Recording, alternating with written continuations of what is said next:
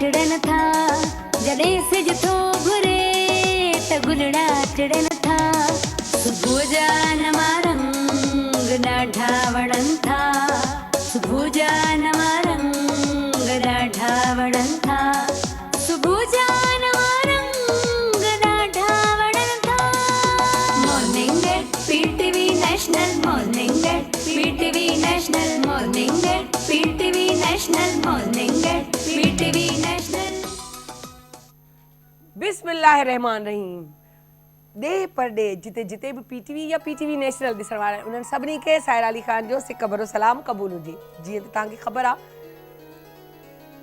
हर नए टॉपिक हर नई सोच सां गॾु असां तव्हां सां गॾु हूंदा आहियूं ऐं चाहींदा आहियूं त तव्हांजी जेको आहे उत्साही या तव्हांजी मोहबत तव्हांजो प्यार तव्हांजी आउटपुट जॾहिं असांखे मिलंदी आहे त दिलि चवंदी आहे वधि खां वधि या सुठे खां सुठो असां कमु करे सघूं। सर्दियुनि जो मौसम आहे थधिकार अॼु थोरो थधि वधी बि वई आहे ऐं थोरो दिलि पे चई त न निकिरिजे हंध मां ऐं पियो हुजे पर न रोज़ रूटीन वांगुरु ॿारनि जे हलो बिल फर्ज़ अगरि शो अॼु न बि हुजे हा त बि मूंखे रूटीन में त उहो ई उथिणो आहे मुंहिंजी नंढड़ी खे स्कूल त छॾिणो आहे सो पिक एंड ड्रॉप जो जेको कमु हूंदो आहे उहो तमामु ज़रूरी हूंदो आहे। तीअं ई इहो प्यारु इहो मोहबत तव्हां सां बि एॾी अट्रैक्शन थी वई आहे जे नथी ॻाल्हायां त यकीन कंदो त इहे 3 ॾींहं बि ईअं थो लॻनि त कोफ़ ताईं बोरियत शुरू थियो वञे ऐं जेको आहे पोइ थींदो आहे न त का न का ॻाल्हि अहिड़ी कयूं जो सम्झी वञे केरु। हाणे उन तव्हां हिकिड़ी ॻाल्हि थी तव्हांखे ॿुधायां मज़ेदार किसो। हिकिड़ी माई हुई उन ॿिलीअ पाली ऐं ॿिलीअ खे जेको जीअं ॻाल्हाइणु सेखारिबो आहे ऐं सेखारे बि छॾी। हाणे उहो ई ॻाल्हाईंदी हुई जेको उहा चवंदी माना रटींदी हुई लफ़्ज़ बाय लफ़्ज़ वारो हिसाबु। छा थियो जो हूअ ॻाल्हाईंदी ॻाल्हाईंदी सिखंदी बि रही उहा माईअ सां त पंहिंजी जेको आहे उन ज़ुबान में इंसानी ज़ुबान में ॻाल्हाईंदी हुई पर ॿियनि ॿियनि सां गॾु उहा जेको आहे इशारनि जी ज़ुबानी में साॻियो ई जेको स्टाइल हुननि जो हूंदो उहो ॻाल्हाईंदी हुई। मालिकनि हैरान थी वई चई त जेको आहे इहो छा आहे एॾी मिली मतिलबु सियाणी आहे जो हुननि सां त पंहिंजी ॿोली में थी ॻाल्हाए मूंसां हुननि खे छो नथी सेखारे। पोइ हिकिड़े ॾींहुं वई ॿिलीअ सां ॻाल्हाई ऐं चई तूं हुननि खे बि छो नथी इहा ॿोली सेखारे छॾी तूं हुननि सां इशारनि सां थी ॻाल्हाई ऐं मूंखां ज़ुबान सां थी ॻाल्हाई। त हुन चयो चवंदा आहिनि न त हुन ॿिली पहिरीं ॾिसंदी रही हुनखे मालिकनि खे ऐं मालिकाणी बि हुनखे ॾिसंदी रही त हीअ छा चवण वारी आहे छा मूंखे अहिड़ो जवाबु ॾींदी जो या त लाजवाबु थी वञा या त चवांसि दिमाग़ु ॿिली तुंहिंजो बि ख़राबु थियो। बहरहाल ॿिलीअ चयो चवंदा आहिनि त जेको सम्झणु चाहे उन लाइ इशारो ई काफ़ी आहे ऐं जेको न सम्झणु चाहे उनखे ज़बान बि ॾेई छॾियूं न त को फ़र्क़ु कोन थो पए। हाणे ही केॾी बज़ाहिर आम ॻाल्हि आहे माई हैरानगीअ में उनखे ॾिसणु लॻी ऐं ॻाल्हि खे सम्झणु लॻी ऐं अहसासु थियसि त इहा ॻाल्हि वञी अहसास ते बीठी त अहसासु छा आहे फीलिंग्स छा आहे इशारो छा आहे अखियुनि जो। हाणे हिन अखियुनि ते मूंखे यादि आयो त असां नंढड़ा हूंदासीं अम्मा हीअं कंदी हीअं इशारो कंदी अड़े इहो छा आहे सम्झ में अची वेंदी हुई त अम्मा जेको आहे मतिलबु अम्मा जो अखि जो निहारण जो अंदाज़ हीअं करणु चपनि खे विचणु माना इशारो सम्झ में अची वेंदी त इहा ॻाल्हि कोन्हे करणी इहा ॻाल्हि कोन्हे ॿुधाइणी इहो कमु करिणो आहे इहो कमु कोन्हे करिणो मतिलबु इशारनि में सभु शइ जेको आहे एॾी तकलीफ़ माना चवंदा आहिनि न त इहा शइ सम्झणु इहा हिकिड़ी वॾी नेमत जी ॻाल्हि हूंदी आहे। अॼु तव्हांखे ॿुधाए छॾियां त यादि रखिजो इहे इशारा बज़ाहिर त ॾुखिया लॻंदा आहिनि अम्मा दड़का पई ॾे हीउ दड़का पियो ॾे हू इशारो पियो करे हू ॿुधाए पियो पर ज़हन में रखिजो त इहे इशारा इहा सम्झाणी इहा वॾनि जी जेसिताईं असां सां गॾु हूंदी आहे तेसिताईं असांजी लाइफ जेकी आहे उहा ॾाढी ज़बरदस्त रहंदी आहे। जेॾी महिल उन लाइफ खे सम्झाइण वारा ॿुधाइण वारा न रहंदा आहिनि ऐं अहसासु करण वारा न रहंदा आहिनि त यादि रखिजो त लाइफ जी ख़बर बि कोन पवंदी आहे ऐं लाइफ डिस्टर्ब थी वेंदी आहे। हाणे हिकिड़ी ॻाल्हि मिसाल जी हाणे नंढड़ी था ॻाल्हि पाण सोचूं न त लाइफ में तव्हां हलो था जे अगरि तव्हांखे ख़बर ई कोन्हे तव्हांजे रस्ते जी त उन रस्ते ते केॾांहुं वेंदो गाइडलाइन खपे न सम्झ खपे न ख़बर पए न त असां छा था करणु चाहियूं ऐं अगरि असां जेको करणु था चाहियूं त छा असांखे उन उस्ताद जी ज़रूरत कोन्हे जेको असांखे सम्झाए असांखे ॿुधाए त असांखे छा करिणो आहे। त इहे सभु शयूं इहे इशारा बि जेको आहे इंडिकेट कंदा आहिनि तव्हांजी उन शइ खे जंहिंसां तव्हांजो कनेक्शन मिले, जंहिंसां तव्हांजी मोहबत ऐं प्यार जो रिश्तो हले। सो इहो अहसास जे रिश्ते खे कॾहिं मरणु न ॾिजो, हमेशह अहसास खे ज़िंदा रखिजो ऐं अहसास कंदा रहिजो। छो जो चवंदा आहिनि न कि अगरि इहो अहसास न आहे त पोइ तव्हां कंहिं कम जा न आहियो, पोइ तव्हांजी लाइफ जो को मक़सदु ई कोन्हे। सो बहरहाल सिंपल सी ॻाल्हि आहे, मोहबत प्यार जी ॻाल्हि आहे। इहो बि जेको आहे अहसास बि हूंदो आहे उन्हनि जो जेके तव्हांजे दिलि जे क़रीब हूंदा आहिनि ऐं उन्हनि सां प्यारु कंदे कंदे तव्हांखे ख़बर ई कोन पवंदी आहे त तव्हां सभिनी सां प्यारु करणु लॻणु शुरू थी वेंदा आहियो। सो हमेशह सुठो सोचो, पॉज़िटिव सोचो, पॉज़िटिव कयो ऐं पॉज़िटिवली ई ॿियनि जे लाइ कमु बि अचो। असां रोज़ नयूं नयूं ॻाल्हियूं पिया ॿुधंदा आहियूं, हीअ ॻाल्हि थी, हीअ ॻाल्हि थी, उहो सिर्फ़ु इन वजह सां थी जो असां अहसासु करणु छॾे ॾिनो आहे। ऐं आउं ख़ासि तौर ते अॼु हिकिड़ी रिक्वेस्ट कंदसि हथ जोड़े उन पेरेंट्स खे त प्लीज़ पंहिंजे ॿारनि में अहसास जी जेकी शिदत सां कमी अची वई आहे उन जो ख़ाल खे भरियो, उन्हनि खे अहसासु ॾियारियो, उन्हनि में शेयरिंग ॾियारियो, उन्हनि खे शेयरिंग ॾियारियो त जेॾीमहिल हुननि खे अगरि नेगेट्स या टिंडर पॉप्स या शामी कबाब या ईअं जो त पराठो या नंढिड़ो कुझु ठाहे था ॾियो न, उन में हिकिड़ो हिसो कंहिं दोस्त जो ॿ हिसा रखो ताकी हू शेयरिंग कनि, उन्हनि खे मोहबत ऐं प्यार जी सम्झ अचे। हू एॾो हुननि में डिस्टेंस अची वेंदो। हिकिड़ो त अॼुकल्ह असां वटि जेको हीउ अप ऐं डाउन वारो सिस्टम हलियो आहे, माना चाहे हाई क्लास ई छो न हुजे, उन में बि जेकी नंढ वॾाई ऐं जेको कुर्बत आहे न उहा ख़तमु थी वई आहे। सो प्लीज़ तव्हांजी इहा शेयरिंग उन्हनि खे पंहिंजो करे छॾींदी, उन्हनि में प्यार मोहबत जा सिलसिला शुरू करे छॾींदी। उन्हनि सां इहो थींदो जो सुभाणे का उन्हनि जी बेवकूफ़ी ग़लती बि हूंदी न कंहिं हिकिड़ीअ जी बि त हू इहो कोन सम्झंदो त आउं अपर क्लास आहियां, हीउ आहे त उन ई क्लास जो पर मूंखां नंबर 2 थो अचे या नंबर 3 थो अचे। त इहा शइ जेकी आहे, छो जो हाणे मज़े जी ॻाल्हि आहे, पहिरीं हीअं जंग हूंदी हुई त हीअ घटि आहे, हीअ मथे आहे, हाणे जेको हीअं आहे न उन्हनि में बि शुरू थी चुकी आहे। तव्हां उन्हनि खे ॾिसो सोशल मीडिया ते, इन जो तालुक़ के बि गवर्नमेंट या उन्हनि सां कोन हूंदो आहे, इहो तव्हांजे पंहिंजे अहसास सां हूंदो आहे। इहो अहसासु पाण ईंदो आहे, इहा गवर्नमेंट अची कोन सेखारींदी आहे, सम्झाओ न। इहे उस्ताद सेखारींदा आहिनि, उहे माइट सेखारींदा आहिनि ऐं सॼी तरबियत अधु ॾींहुं घर अधु ॾींहुं उस्ताद वटि हूंदो आहे। सो ख़ुदारा प्लीज़ पंहिंजी नियाणियुनि खे, पंहिंजे पुटनि खे, छो जो हाणे पुटनि मां नियाणियुनि ते इहा शइ मुंतक़िल थी चुकी अथव, तव्हां सम्झण जी कोशिशि कयो। जेको आउं तव्हांखे ईअं सम्झो त रूमाल में वेड़े या जेको दॿे अल्फाज़ में चवंदा आहिनि न, उहा तव्हांखे पहली पई ॾिया, कसोटी पई ॾिया, जेके मतिलबु ॻोल्हियो, सम्झो, पंहिंजे ॿारनि में प्यार मोहबत वधायो। सो बहरहाल हाणे त इहे सिलसिला हलंदा रहंदा, ॻाल्हियूं गाए बगाए कंदा रहंदासीं। कुझु ॻाल्हियूं असांजियूं बि जेके आहिनि बाउंड्रीज़ हूंदियूं आहिनि जेको असांखे पार कोन करणियूं पवंदियूं आहिनि। सो उन लिहाज़ सां मूं तव्हां सां हिकिड़ी ॾाढी वॾी ॻाल्हि कई आहे, अगरि तव्हां सोचो, सोचण जी ॻाल्हि आहे। सो आउं मुंहिंजी दोस्त खे चवंदसि त हाणे देरि न करे गॾिजी था सोचूं। सो अहसास अस्सलाम वालेकुम, कीअं ठीक ठाक, तव्हां ॿुधायो?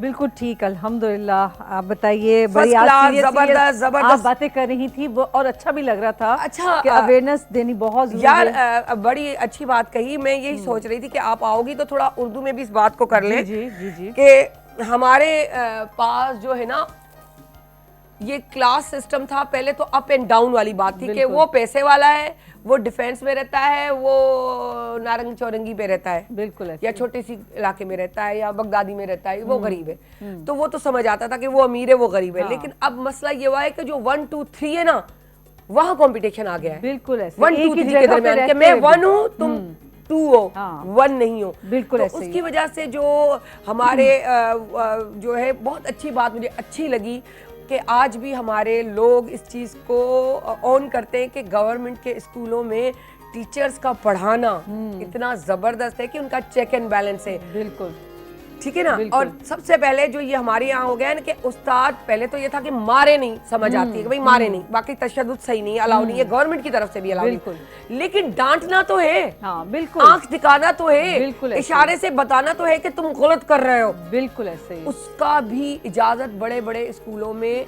जो निजी है उसमें नहीं है, जिसकी वजह से बहुत सारी चीजें गलत हो रही हैं। बिल्कुल ऐसे ही ना वो जो 1 और 2 का है, और बहुत ही इस वक्त सोशल मीडिया पे वो एक वायरल भी चल रहा है, जिसका मैं बात बिल्कुल दबे लफ्जों में कर गई हूं। समझ रहे होंगे, समझ रहे होंगे, तो प्लीज हाँ, आप तो यूं 1 और 2 3 है ना, तो आप तो अपने आप को यूं रखें, लेकिन अप एंड डाउन्स को कर रहे हैं, कम से कम ये जो है ना, ये इसको तो बैलेंस रखें प्लीज। अपने बच्चों को एहसास सिखाएं, उसको समझाएं, उनको शेयरिंग सिखाएं। शेयरिंग बड़ा काम करती है। 2 सिर्फ किंडर पॉप्स के पीस डाल दें, 2 नेगेट्स डाल दें, या एक अंडा जो पराठा जो बेचते हैं या रोल बेचते हैं उसका एक पीस अलग से रख दें और बोल दें किसी भी दोस्त से शेयर करो। बिल्कुल ऐसे ही, बिल्कुल सही कह रही। जैसे अच्छे स्कूल्स में ये होता है, और ये पेरेंट्स एज ए पेरेंट्स ये हमारी बहुत बड़ी रिस्पॉन्सिबिलिटी है, और स्कूल्स की भी है, टीचर्स की भी है। देखो आधा दिन स्कूल आधा दिन घर, तो हमें किसको करना चाहिए? टीचर्स और दोनों को, मतलब पेरेंट्स को और जो है टीचर्स को। क्या है कि एक दिन रखें शेयरिंग का। ये मतलब हम भी करते थे, मैं खुद भी टीचिंग करती रही हूँ। हम लोग क्या करते थे, 1 या 2 दिन ऐसा होता था, उसमें कहते थे हम शेयरिंग टाइम है आज। ठीक है, वैसे तो आपकी अपनी चॉइस है, आप दें, पेरेंट्स भी बोले बच्चों को कि शेयरिंग करवाना, शेयरिंग इज केयरिंग। ठीक है, शेयरिंग करवाना अच्छी बात है कि आप किसी का केयर करते हो, तो इसका मतलब ये हुआ कि आप उसको बहुत प्यार करते हो, उसका ख्याल करते हो। ठीक है, और जब एक दिन होगा शेयरिंग का कि उसमें एक दूसरे का एक्सचेंज करना है लंच बॉक्स, उससे क्या होगा कि एक तो टीचर जो है वो बच्चे की और टीचर की बहुत अच्छी बॉन्डिंग हो जाएगी, और बच्चों की आपस में एक अच्छी जो है वो क्या उसे कहते हैं कि अच्छा एक बॉन्डिंग के साथ साथ उनके अंदर एक दूसरे का एहसास होगा कि हमें एक दूसरे का एहसास कैसे करना है। कोई अच्छी चीज़ अगर कोई बच्चा लेके आए तो बोले आज थोड़ा सा मुझे आप देंगी, तो इसी तरह से वो बच्चा भी उसके अंदर भी उसमें भी एक आ जाएगा कि भाई मैंने भी शेयर करवाना, एहसास, हाँ एहसास होगा और प्यार होगा। तो अब एहसास पे ऐसी कोई हमें चीज बताएं कि हम जब एक्सरसाइज करें तो हमें एहसास पैदा होना शुरू हो जाए। बिल्कुल एहसास, बिल्कुल इसी तरह से, क्योंकि हम सबका एहसास करते हैं इसीलिए बहुत अच्छी एक्सरसाइज बताते हैं। तो आज क्या है, ये ओवरऑल बॉडी आपकी हम चाहते हैं कि आपको हर रोज ऐसी एक्सरसाइज बताएं जो आपकी फुल बॉडी को जहाँ जहाँ जरूरत है वहाँ ये एक्सरसाइज अफेक्ट करेगी और आपको और हसीन बनाएगी, क्योंकि हर इंसान चाहता है मैं हसीन से हसीन तर लगूं और अपनी बॉडी को बैलेंस रखूं। तो क्या है, खाना अच्छा खाएं, नॉर्मल खाएं, बैलेंस करके खाएं और डाइट का ख्याल रखें। उसके साथ एक्सरसाइज जो रोज बताई जाती है उसकी प्रैक्टिस करें।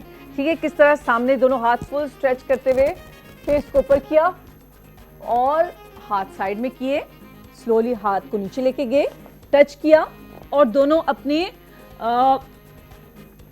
लेग्स को पीछे ले गए, राइट, इस तरह से पीछे ले गए और आहिस्ता आहिस्ता ये देखेंगे हम फोर्स पे आ गए, नीज को नीचे रखा, इस तरह से ऐसे किया और कोशिश करें कि आपकी एक लेग पीछे फुल स्ट्रेट हो और सामने दिखे ये, और इसी तरह से up and down, up and down. इससे क्या होगा, आपकी फुल बॉडी आपकी अफेक्ट हो रही है, आपकी नीज, आपकी थाइज और आपके आर्म्स।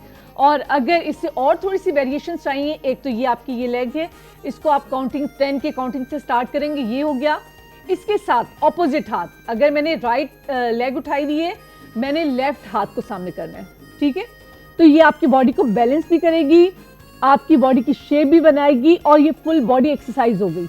ठीक है, इस तरह से ये, और इसकी और ज्यादा वेरिएशन चाहिए और भी बहुत सी हैं। एक तो जैसे मैं सिर्फ करके बता रही हूँ, ये अगर आप कर सकते हैं तो बहुत अच्छी बात है। ये क्रंचेस भी हैं, ठीक है, इससे आपकी टमी कम होगी, आपकी लेग्स, आपकी थाइज, आपके आर्म्स कम होंगे, इस तरह से ये ठीक है। इससे क्या होगा, एक तो आपका टमी बहुत जल्दी कम होगा, आपकी लेग्स, आपकी थाइज जो है, जितनी इसमें जो है फैट है वो बर्न होगी और शेप में आएगी बॉडी। ठीक है, इसी तरह से लेग को अप एंड डाउन कीजिए 10 की काउंटिंग से। अच्छा, इसमें कोई सहारा तो नहीं ले सकते होंगे ना, है ना? अब मैं बताती हूँ, ठीक है, इसकी ये वेरिएशन से बता दूं, मैं बताती हूँ आपको। ठीक है, ये समझो, ये एक नए वाले के लिए, हाँ, नए वाले के लिए मैं वही बता रही हूँ कि पहले तो इसकी प्रैक्टिस करें, ये इसकी प्रैक्टिस करें, ये दोनों हाथ सामने रखें, ये प्रैक्टिस करें और क्या करें कि आहिस्ता आहिस्ता अपने हाथ को यहाँ पे रखें। अच्छा, वो करते करते प्रैक्टिस हो जाएगी, तो फिर हो जाएगा, प्रैक्टिस होगी, फिर आहिस्ता आहिस्ता अपने हाथ को सीधा ले जाएं, क्या है, ये भी बैलेंसिंग वाले हैं। ये बैलेंसिंग वाले जितने पोजेज हैं इसमें एक हफ्ता मुश्किल से लगता है। इसको प्रैक्टिस हो जाती है तो ये बहुत जो है अच्छा हो जाता है ये पोज। तो इसी तरह से आप फिर इसको साइड में भी कर सकते हैं। इस साइड पे तो इतनी जगह नहीं है तो मैं लेफ्ट लेग से बता देती हूँ। मैंने राइट नी को इस तरह से रखा और लेफ्ट लेग को मैंने इस तरह से उठाया। ये इससे क्या होगा कि आपकी सॉरी आपकी जो लेग को जो ज़्यादा स्ट्रेच हुई हुई है तो वो क्या है, एक तो रिलैक्स हो जाएगी और ये कि ये बैलेंस हो जाएगा आपकी लेग का जो है। इसी तरह से दूसरी साइड भी ऐसी करना है। तो इससे आप देखेंगे कि आपकी साइड के जो है लव हैंडल्स है वो कम होंगे, आपकी थाइस की शेप बनेगी, आपकी जो हिप जो बहुत ज़्यादा जिन लोगों की एक्स्ट्रा जो है फैट होती है ये बैक साइड पे वो कम होगी। तो इससे क्या होगा कि आपकी एक तो शेप बनेगी और आपकी बॉडी बैलेंस हो जाएगी। तो इतनी ये फायदेमंद एक्सरसाइज है। इसी तरह से इसको रिपीट करते हुए आप दूसरी साइड भी करें। और ये देखिए ये भी इसकी वेरिएशंस है। ये देखिए लेग को ऐसे उठाया और हल्का सा ऊपर किया, ऐसे हल्का सा ऊपर किया। आप इसको और ज्यादा ऊपर लेके जा सकते हैं। वही बात है कि आप जितनी इसकी प्रैक्टिस करेंगे वो खुद ब खुद होता जाएगा, खुद होता जाएगा। मैं समझो मैं यहाँ तक लेके गई हूँ, इससे आप अच्छा वो उस साइड का करें ताकि पता चले। अच्छा उस साइड का करें। ये देखिए ये नी को मैंने बैंड ही रखा, ठीक है, एक को नीचे रखा एक को ऊपर। आप इसको और ऊपर लेके जा सकते हैं। जैसे मैंने लेग को सीधा करके किया था इसी तरह से नी को बैंड करके किया। इससे क्या होगा, ये ऐसा भी कर सकते हैं। इसकी वेरिएशंस बहुत हैं। जितनी आप इसको जब आप एक्सरसाइज करते हैं ना, यकीन करें आहिस्ता आहिस्ता खुद ब खुद आपकी जो है माइंड में इसकी वेरिएशंस आती जाती हैं कि भाई ये भी हो सकता है, ऐसे भी हो सकता है, ऐसे भी हो सकता है। हम लोग भी जब एक्सरसाइज करवाते हैं तो ये वेरिएशन इसलिए करवाती हैं कि अगर जो भी इतनी सारी एक्सरसाइज में कुछ भी अगर याद हो तो वो आप कर लें तो उसके बेनिफिट्स वही होंगे। अच्छा अगर कोई ऐसी चीज हो कि कमर में मतलब उससे बल पड़ जाए या क्या, वो जो नहीं करनी चाहिए। अच्छा वो नहीं करनी चाहिए। अब वो हम जो प्लैंक करते हैं ना उसको थोड़ा सा उसका बैलेंस होना चाहिए, वो नहीं करनी चाहिए। थोड़ा सा उससे वो थोड़ा समझा प्लैंक ये वाला ये अच्छा। कई लोग जो हैं अपने ऊपर कर देते हैं, अपनी बॉडी को ऊपर कर देते हैं, कुछ नीचे कर देते हैं। उससे क्या होगा कि आपका बैलेंस आउट हो सकता है, तो उसमें बैक में पेन आ सकता है। एक कोबरा पोज है। वैसे तो जो सही करते हैं इंस्ट्रक्टर के साथ करते हैं, टीचर के सामने करते हैं, वो मौजूद होते हैं ना, उनको पता होता है क्या गलत है क्या सही। जी बिल्कुल। तो वो पोस्चर जो है आपका बहुत काउंट करता है कि बाज़ औक़ात जो आप YouTube पे देखते हैं वो आप उसी तरह से करने की कोशिश करते हैं, वो बैक में पेन आ जाता है। हाँ। वो आपके क्रैम्प्स हो जाता है और मसल स्पैज़म जिसे कहते हैं वो हो सकता है। तो इसलिए कोशिश करें कि बगैर इंस्ट्रक्टर के बगैर टीचर के ना करें तो अच्छा है।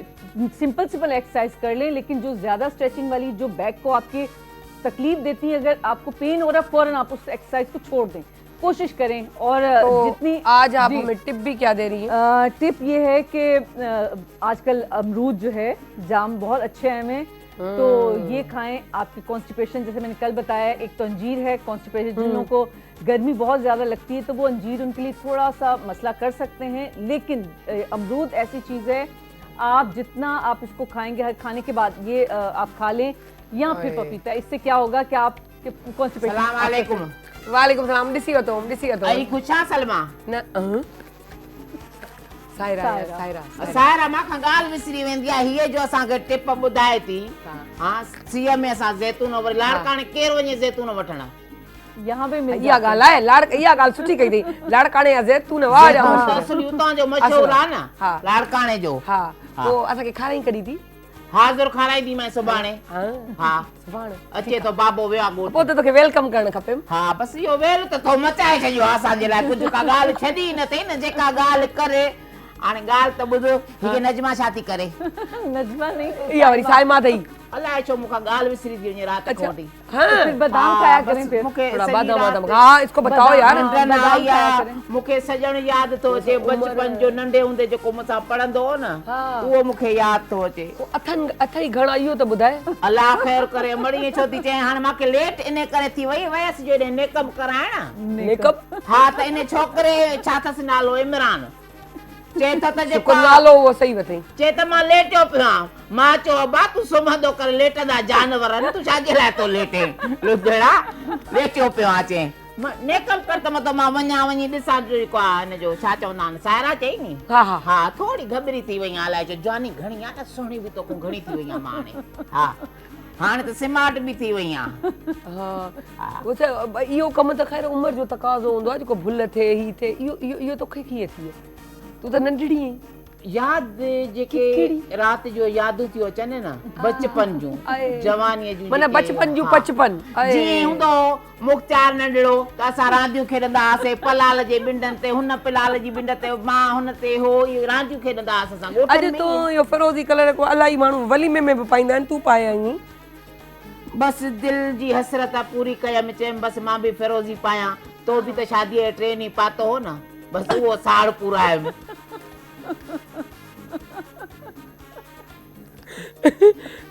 अॼु मासी लॻी अॼु वाकई सुठी हुई, चप्पल बि ॾाढी सुठी पाती अथई।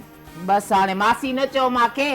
हा हीअ छा थी करे अची गुला कुकड़े ते गुला कीअं अमड़ मां हिते ई पई रुलां, थोरो थोरो सुणी तो ते भुलां त मुख्तार जी ज़ालां। हा हिते ई पई रुलां, मां काॾे वेंदसि सिंध खां ॻाल्हि ॿाहिरि न वेंदी। ॿी तोखे ॻाल्हि ॿुधायां, अधी एॾे पाड़े में झेड़ो जो थियो माइन जो, मां तोखे छा ॿुधायां।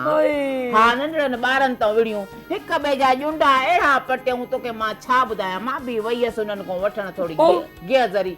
गिह केॾो महांगो आहे, बचाई कोन। मां त चयोमांनि त बसि विड़ी जान छॾायो हिकु दफ़ो तुंहिंजे लाइ त हा बसि हिकु त रोज़ रोज़ जो हिक ॿिए खे गारियूं पयूं हिन खां सुठो ॼुंडा पटे जान छॾायो। हा ये अच्छी हा न हा ये वैसे हूअं हिकिड़ी ॻाल्हि आहे, हाँ तुंहिंजे वञण सां पाण ॻाल्हि ख़तम थी वञे, मज़ो अचे, या तूं ॿुधायो मां त साइमा मुंहिंजे पाड़े में रहंदी आहे, हिन जो बि हिकिड़नि सां झेड़ो थियो त मतिलबु मां तोखे ॻाल्हि ॿुधायां त एॾो झेड़ो थियो त ख़बर ई न पई पए त साइमा कहिड़ी आहे। हो लठियूं जो लॻनि पियूं न त ख़बर न पई त लठ कहिड़ी आहे साइमा कहिड़ी आहे। अच्छा साम्हूं त ॾियार थोरो माण्हू ॿिया ॾिसण चाहिनि तोखे। साम्हूं सजण हुजे नज़र में नज़र हुजे, मुने के ख़बर न पवे इमरान पियो भले ॾिसे, साम्हूं सजण हुजे। अॼु हिकिड़े माण्हूअ जी मूंखे ॾाढी कमी नज़र आई आहे, मूंखे सुबुह लाको नज़र आयो आहे, मां बि उनखे ॾिसी कुझु अखियूं ठारींदी आहियां। नंढवार साध अलाए काथे अॼु मूंखे नज़र न आयो आहे, उनखे ॾिसी मिड़ई थोरी ख़ुशि थींदी आहे। मां छा कयां, दिलि त इंसान जी आहे न, दिल त जवान आहे दिलि त जवान न, आहे। दिल त जवान आहे। माना तोखे ईअं सम्झ त उहो जेको बचपन जो बचपन थी हाणे जेको लॻो आहे उहो अनवर सादात आहे। आहा छा सर तुंहिंजी त लय थी वई। वक़्तु ॾिठो से पाण पलियो से, प्यार न तो पलजे, प्यार न तो पलजे। आ हलाए थी भाॼी रखी आई आहियां कुने ते, ईअं त मुंहिंजो कुनो ई सड़ी वञे। तो तूं भले वञ। हा मां वञा। सुठो थियो अॼु पाण ई अॼु छा हाणे माशाअल्लाह सां अचे ॿ ॻाल्हियूं करे निकिरियो थी वञे, इहो सेंस अची वियो अथसि न। ये अच्छी बात है। सो तंग नहीं चवंदा थी न। हा सो थैंक यू साइमा। कॾहिं त थैंक यू चवण जो टाइम मिलंदो आहे, कॾहिं महिल न। सो वञूं था नंढड़ी साई करे वापसि था अचूं वॾी साईअ सां।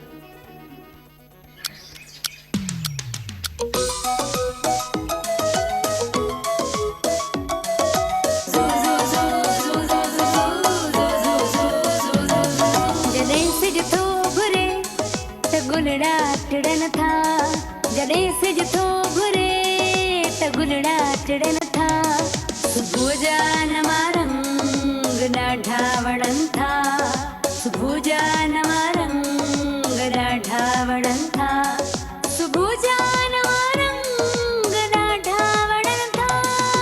Morning at PTV national, morning at PTV national, morning at PTV national, morning at PTV national. जी welcome back welcome back welcome back. छा पई ॾिसां, कुझु न ॾिसां पई त का गोल शइ नज़र अचे पई, उन जो बि थी ॿुधायांव माजरो छा आहे।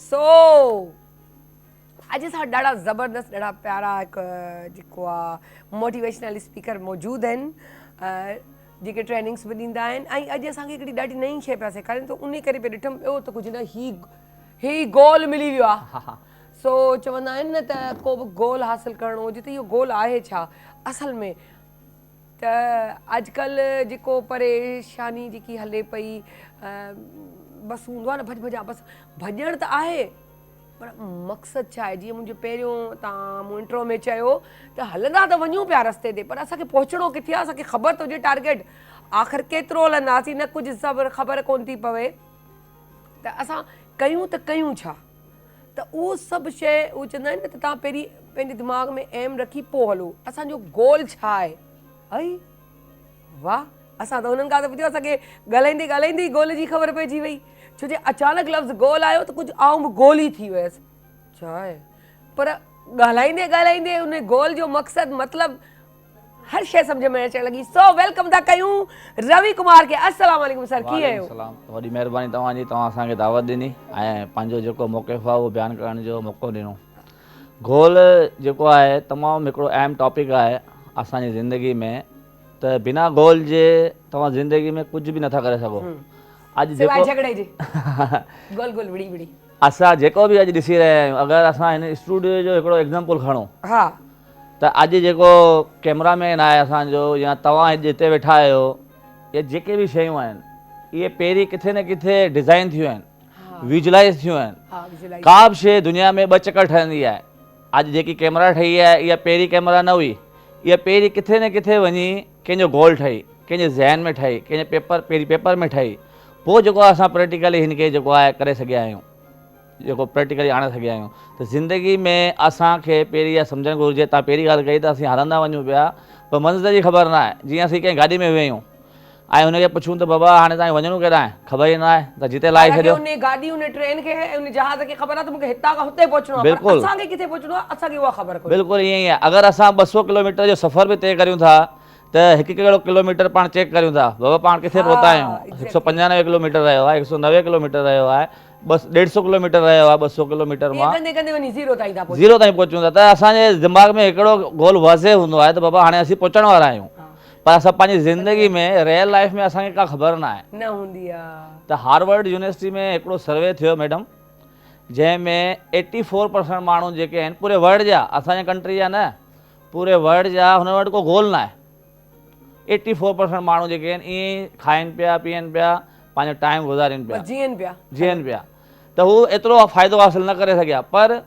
13% जेके माण्हू 13% जेके माण्हू हुआ हुननि वटि गोल हो पर रिटर्न में कान हो उनजे ज़हन में हो त असांखे कुझु करिणो आहे ऐं सिर्फ़ु 3% जेके माण्हू हुआ हुननि वटि जेको गोल बि हो ऐं हुन में रिटर्न में हर शइ हुननि वटि हुई त सर्वे इहो ॿुधायो 1979 में इहो सर्वे थियो ऐं 10 साल खां पोइ वरी उहा सॼी टीम जेकी आई ऐं सॼो जेको सर्वे जो रिज़ल्ट ॿुधायो आफ्टर 10 इयर्स जेके असांजा 84% माण्हू जेके हुआ उहो उन्हनि जी का बि कमाई न थी साॻी रही अगरि उहा अॼु लख रुपया कमाइनि पिया साल में या 2 लख कमाइनि पिया साल में त उहा ई कमाई जेकी आहे रही साॻी पर जेके असांजा 13% हुआ जिन गोल्स लिखिया न सिर्फ़ु सोचिया त हुनजी कमाई जेकी आहे दुगनी थी वई डबल थी वई पर तव्हांखे हिकिड़ी मज़े जी ॻाल्हि ॿुधायूं त जेके 3% माण्हू जेके हुआ जिन गोल लिखिया बि सही ऐं सम्झिया बि सही ऐं हुननि खे इम्प्लीमेंट बि कयो त हुननि जी कमाई हुननि खां 10 गुना वधीक थी अॼु दुनिया में जेके बि तव्हां सक्सेसफुल माण्हू ॾिसो था उहे गोल जे बुनियाद ते अॼु दुनिया में जेके बि कंट्रीज़ आहिनि या जेके तव्हांजी इन्वेंशन मक़सदु त तव्हांखे करिणो छा आहे गोल माना तव्हांजो वाए अगरि अॼु तव्हां हिते वेठा आहियो स्टूडियो में आउं वेठो आहियां त असीं छो वेठा आहियूं अगरि जेसिताईं असांजो वाए क्लियर न आहे सिर्फ़ु असीं कंदा वञूं पिया त असांजो माइंड जेको आहे रिज़ल्ट न कढंदो अच्छा तव्हां छा था सम्झो हाणे ॾिसो पंहिंजे मुल्क में ओ लेवल ए लेवल्स वारो सिस्टम आहे उहो बि पढ़नि था छा ओ लेवल ए लेवल वारनि खे बि वञणु खपे ॿाहिरि या ईअं त ज़रूरी त न आहे न त असांजो टारगेट आहे बसि असांखे त ॿाहिरि निकिरणो आहे पर असां पंहिंजे मुल्क में रही बि त उहे गोल हासिलु करे सघूं था जेके असांजे दिमाग़ में पिया फिरनि या न तव्हां छा था सम्झो बिल्कुलु मैडम जेको पाण हिते असांजो जेको कल्चर आहे सिंध जो ख़ासि करे असां वटि तालीम जी तमामु घणी घटिताई आहे अवेयरनेस जी ॾाढी घणी घटिताई आहे असां पंहिंजी ज़िंदगी जो गोल या जेकी बि शइ असांखे वणे थी असीं पंहिंजे दिलि सां पसंदि कान था करियूं असीं ॾिसूं था त हिन छा पातो आहे त मूंखे बि हीअ पाइणु मूंखे घुरिजे सूट करे न करे पर मूंखे पाइणो इहो आहे छो जो हिन पातो हिन आहे। पातो आहे ऐं हीउ डॉक्टर थियो आहे त मूंखे बि डॉक्टर मुंहिंजे थियणो पुट आहे खे या मूंखे बि डॉक्टर थियणो आहे। मूंखे डॉक्टर थियणो आहे हाणे डॉक्टर मूंखे थियणो आहे सिलेक्ट मुंहिंजी मदर बि करे बाबा तव्हां छो पिया डॉक्टर थियो भई तव्हांजो जेको सौट बि डॉक्टर आहे उहो अमेरिका वियल आहे पर मुंहिंजो इंट्रस्ट फैशन डिज़ाइनिंग में आहे या मुंहिंजो इंट्रस्ट जेको बिज़नेस में आहे। तव्हां ॾाढी एॾी सुठी ॻाल्हि कई आहे। रिसेंटली हिकिड़ी स्टूडेंट एॾी प्यारी क्यूट सी चई त आउं मेडिकल बि कर पर मुंहिंजो मूं ईअं फैशन था ॻाल्हि कई त आउं डिज़ाइनिंग बि कंदी आहियां फैशन डिज़ाइनिंग वग़ैरह त मूंखे चई मुंहिंजो पैशन आहे फैशन डिज़ाइन त मुंहिंजो चरी ईअं ई हींअर त अपॉर्चुनिटीज़ आहिनि त हू चवंदी चई बाबा जो शौक़ु त डॉक्टर थिया।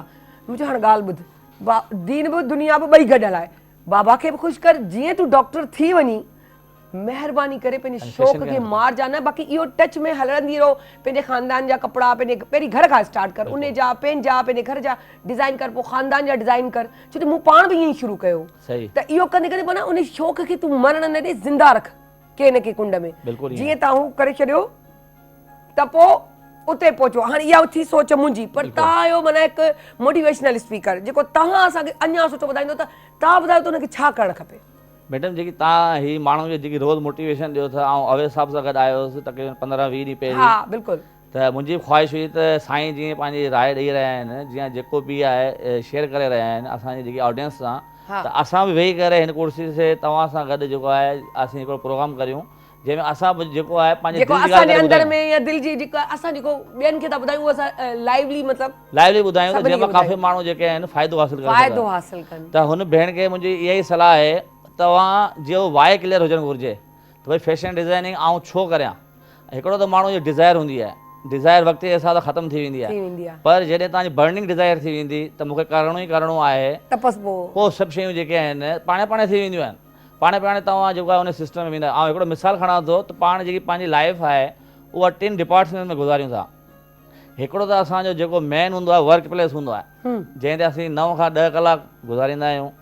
ॿियो जेको असांजो होम हूंदो आहे त असां घर में जेको आहे 8 खां 9 कलाक गुज़ारींदा आहियूं।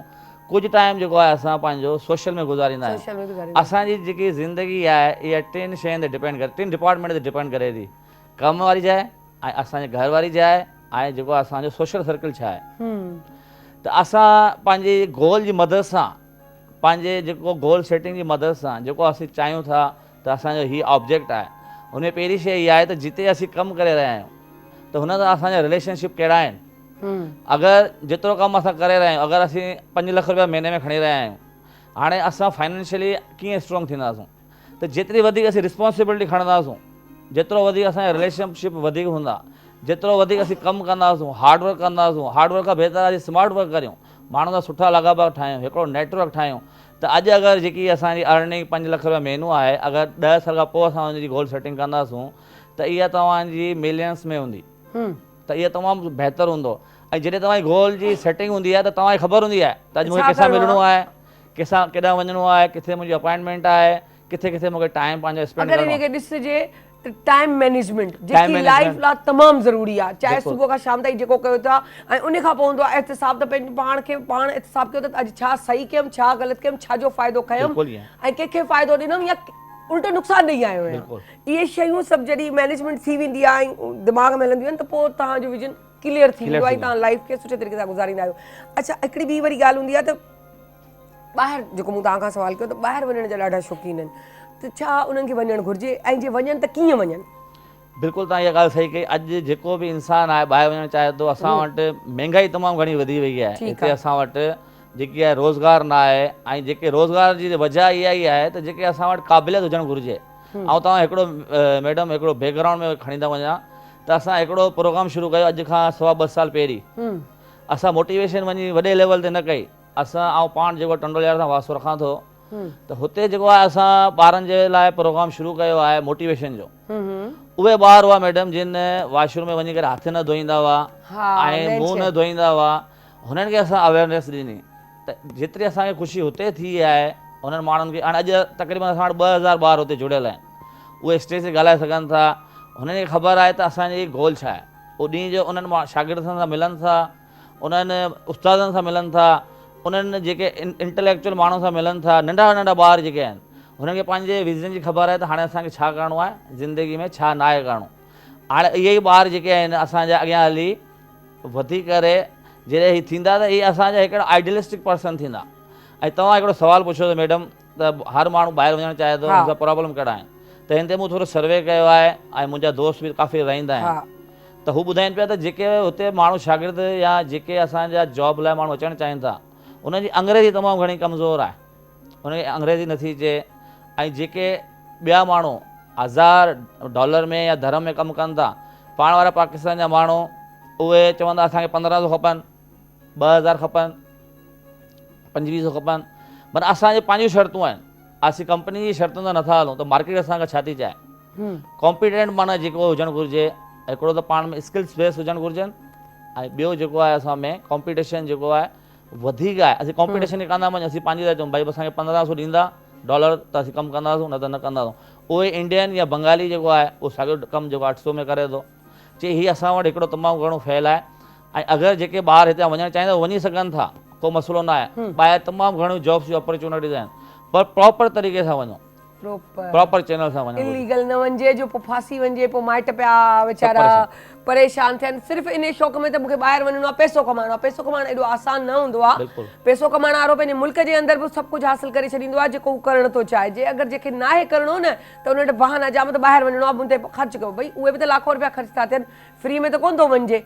अगरि तव्हां में एफर्ट्स आहिनि त हींअर त तव्हां ॾिसो त गवर्नमेंट केतिरा मतिलबु अपॉर्चुनिटीज़ जेको आहे ॾेई छॾियूं आहिनि माण्हुनि खे। वॾी ॻाल्हि त तव्हां हाणे हर कंहिं शइ खे यूट्यूब या ईअं चऊं त सोशल मीडिया जे ज़रिए बि तव्हां कमु करे था वठो। जे तव्हां टैलेंटेड आहियो त कंहिं यूनिवर्सिटीअ सां पाण बि जेको अप्रोच करे पंहिंजे टैलेंट ते वञी सघो था, त उहो छा चवंदा आहिनि त स्कॉलरशिप वठी करे। त इहे शयूं तव्हांजे पंहिंजे हथ में आहिनि। इहे सिर्फ़ु ॿाहिरि वञणु छो जे अॼु मूंखे कुझु ईअं लॻे पियो त कुझु असां जूं ॻाल्हियूं अहिड़ियूं आहिनि जेको न चाहींदे गाए बगाए या ईअं चऊं त ज़ाहिरी लिकियल पेरेंट्स ते आहिनि, उस्तादनि ते आहिनि, त पंहिंजे स्टूडेंट खे पंहिंजे औलाद खे उहा तरबियत ॾियो जो हू कंहिं हेॾां होॾां रस्ते ते भटकी न सघे। ऐं इन ॻाल्हि खे तव्हां केतिरो कंदो त छा हिकु माइट खे शेयरिंग न सेखारणु खपे या अहसासु उन सां अहसासु नथो जागे त तव्हां जंहिंमहिल का शइ शेयर था कयो त तव्हां पंहिंजे उन खे ॾींदो न जिते तव्हांजी दिलि चवंदी हूंदी। दिलि चवंदी त पोइ अहसासु बि जाॻंदो। त उन जे बारे में छा चवंदो? बिल्कुलु तव्हां बिल्कुलु सही सुवालु कयो आहे। ऐं हिकिड़ो हिन में हिकिड़ी शइ एड करणु थो चाहियां त अगरि आउं डॉक्टर न थी सघियो आहियां, ऐं पंहिंजी नंढड़ी खे चवां तव्हांखे डॉक्टर थियणो आहे, तव्हां इंजीनियर थींदा, तव्हां जेको आहे बिज़नेस कंदा, जेको कमु मूं ई न करे सघियसि ऐं चवां त मुंहिंजी जेकी आहे नंढड़ी आहे नंढड़ो आहे उहो ई सभु कमु कनि, इहा वॾे में वॾी ॻाल्हि आहे त असांखे माइटनि खे अहसासु हुजणु घुरिजे। ऐं हिकिड़ी शइ थोपियूं था मैडम, असांजो वॾे में वॾो जेको मसइलो आहे एजुकेशन जो, असां इम्पोज़ था करियूं त भई जेको आहे तव्हांखे हीउ कमु करिणो आहे, जेको कमु असीं न करे सघियासीं तव्हां करियो, ईअं न थींदो।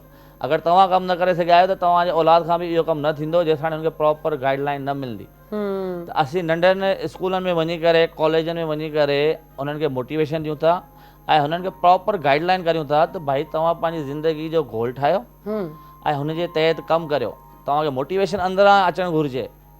ऐं आउं हिकिड़ी रिक्वेस्ट करियां थो त हर क्लास में, हर स्कूल में हिकिड़ो अहिड़ो सिस्टम हुजे जंहिंमें मोटिवेशन हुजे। पहिरीं जा जेके उस्ताद हूंदा हुआ, इहा हिकिड़ी क्लास ज़रूरी आहे, तमामु ज़रूरी आहे। पहिरीं असांजा जेके उस्ताद हूंदा हुआ उहे वालिदैन वांगुरु हूंदा हुआ ऐं असांखे हर शइ जो ख़्यालु रखंदा। अॼु थोरो कमु कमर्शियल थी वियो आहे, प्रोफेशनल थी वियो आहे। प्रोफेशनल जे हिसाब सां त हिकिड़ो असां वटि इहो लाज़मी अहिड़ो सब्जेक्ट हुजणु घुरिजे जंहिं ॿारनि खे रहनुमाई मिले। थैंक यू सो मच पंहिंजो रवि कुमार साहब, तव्हां आया, ॾाढी सुठियूं ॻाल्हियूं, मुफ़ीद ॻाल्हियूं, इलाही ॼाण मिली, सम्झ आई। Thank you so much. उहा ई ॻाल्हि त वरी उहा ई ॻाल्हि कंदसि त शायदि चवंदा त गवर्नमेंट जे चैनल ते वेठी आहे, उन जी ॻाल्हि तारीफ़ जी कोन्हे। असां गवर्नमेंट जे स्कूलनि में ॾिठो आहे, कयो आहे, असां पाण सम्झूं था त वाक़ई उते जो उस्ताद उहो सिर्फ़ु पढ़ाईअ ते तवजो नथो ॾे, उनजी तरबियत ते बि तवजो ॾे थो, उनखे सम्झाए थो। जेॾीमहिल छोकिरी असांजी 8th क्लास में उते पहुचंदी आहे त उनखे बि अवेयरनेस जूं क्लासूं ॾिनियूं वञिबियूं आहिनि, सम्झायो वञिबो आहे। ऐं उहे क्लासूं छा हूंदियूं आहिनि, सबक़ु पढ़ाईंदे पढ़ाईंदे ॻाल्हियूं कयूं आहिनि। बाबा हीअ ॻाल्हि ग़लति आहे, सही आहे, त यानी कि अवेयरनेस जी क्लास या जेको एज़ अ मोटिवेशनल स्पीकर असांजा उस्ताद ओॾीमहिल थी वेंदा आहिनि, छो जो उहे ऑलरेडी हूंदा आहिनि, पर हू सबक़ खां निकिरी करे बि इहे ॻाल्हियूं पिया सम्झाईंदा आहिनि त हीअ करिणो आहे, हीअ कोन्हे करिणो। सो थोरो पंहिंजो पाण ते बि तवजो ॾियो, पंहिंजे ॿारनि ते बि तवजो ॾियो, चेक एंड बैलेंस ज़रूरु रखो। ऐं हमेशह चवंदी आहियां चेक एंड बैलेंस ज़रूरी हूंदो आहे। मोबाइल ॾिनो आहे त मक़सदु इहो न आहे त मोबाइल ॾेई छॾियोसीं असां ख़तमु थी वियासीं, ईअं न आहे। तव्हां महिरबानी करे अचानक वञी ॾिसो, ताकी तव्हांखे ख़बर हुजे उनजी ID उहो सभु कुझु तव्हां सां कनेक्ट हुजे, उनजे पर्सनल नाले ते न हुजे। छो को बि स्कूल हीअं कोन थो चे त ॿार जे नाले ते कयो, उहो चए थो त असां हिनखे मोबाइल ॾियूं था, तव्हां पंहिंजी आइडिया ते हलायो। सो बहरहाल नंढड़ी साई खणण था वञूं वरी नए सरप्राइज़ सां था अचूं।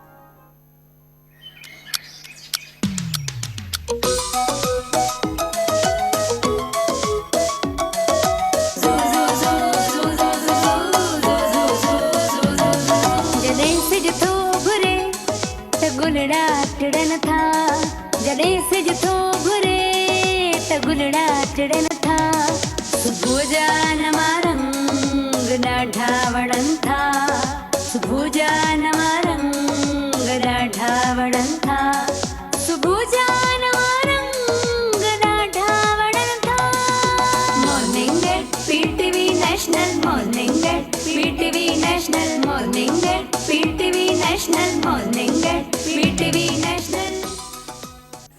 Welcome back. ख़ुशी पई थिए अॼु, पर पहिरीं त इहा पई थिए हिकिड़ी ॻाल्हि ज़हन में पई अचे त अॼु उहो ई कमु थी वियो आहे, या त कंट्रास्ट हूंदो आहे या त सेम हूंदो आहे। अॼु वरी सेम पियो कमु हले थो। अॼु मुंहिंजी ॾाढी जेकी आहे ब्यूटी एक्सपर्ट मूं वटि मौजूदु आहे, ॾाढी प्यारी, 10 साल जो उनखे तजुर्बो आहे, पर वॾो स्ट्रगल करे हिन जॻह ते पहुती वञे, छो जो उनखे पर्सनली बि इलाही सुञाणंदी आहियां। ऐं चवां थी अगरि उत्साह वठिणो आहे त इन छोकिरियुनि मां वठी सघिजे थो, छो जो हिकिड़ो इज़त में, मयार में ऐं एॾो वॾो कमु करणु ऐं एॾी मंज़िलूं माण जॻहियुनि ते पहुच में, एॾी नंढी एज में, इहो हर कंहिंजे वस जी ॻाल्हि कोन्हे। पर इहो सच आहे त उन वारी ॻाल्हि त सर रवि वारी ॻाल्हि त गोल हुजणु खपे, ऐं वाक़ई गोल हुजे त हिन प्याले वांगुरु असां गोल फिरी करे पंहिंजी पॉइंट ते अची वेंदा आहियूं, वरी टुपको ॾेई असां हुन प्याले में वेंदा आहियूं, यानी कि उन जा मालिक थी वेंदा आहियूं।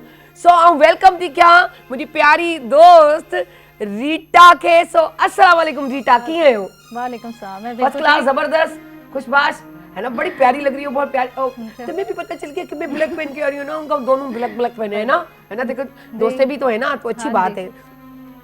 तो बहुत ही प्यारी, बहुत ही अच्छी, बड़ा स्ट्रगल किया है इसने, और आज इस जगह पे ये नहीं कह सकती कि मैं किसी की सोर्स से हूँ, मैं किसी के इससे हूँ, मैं किसी के उससे हूँ।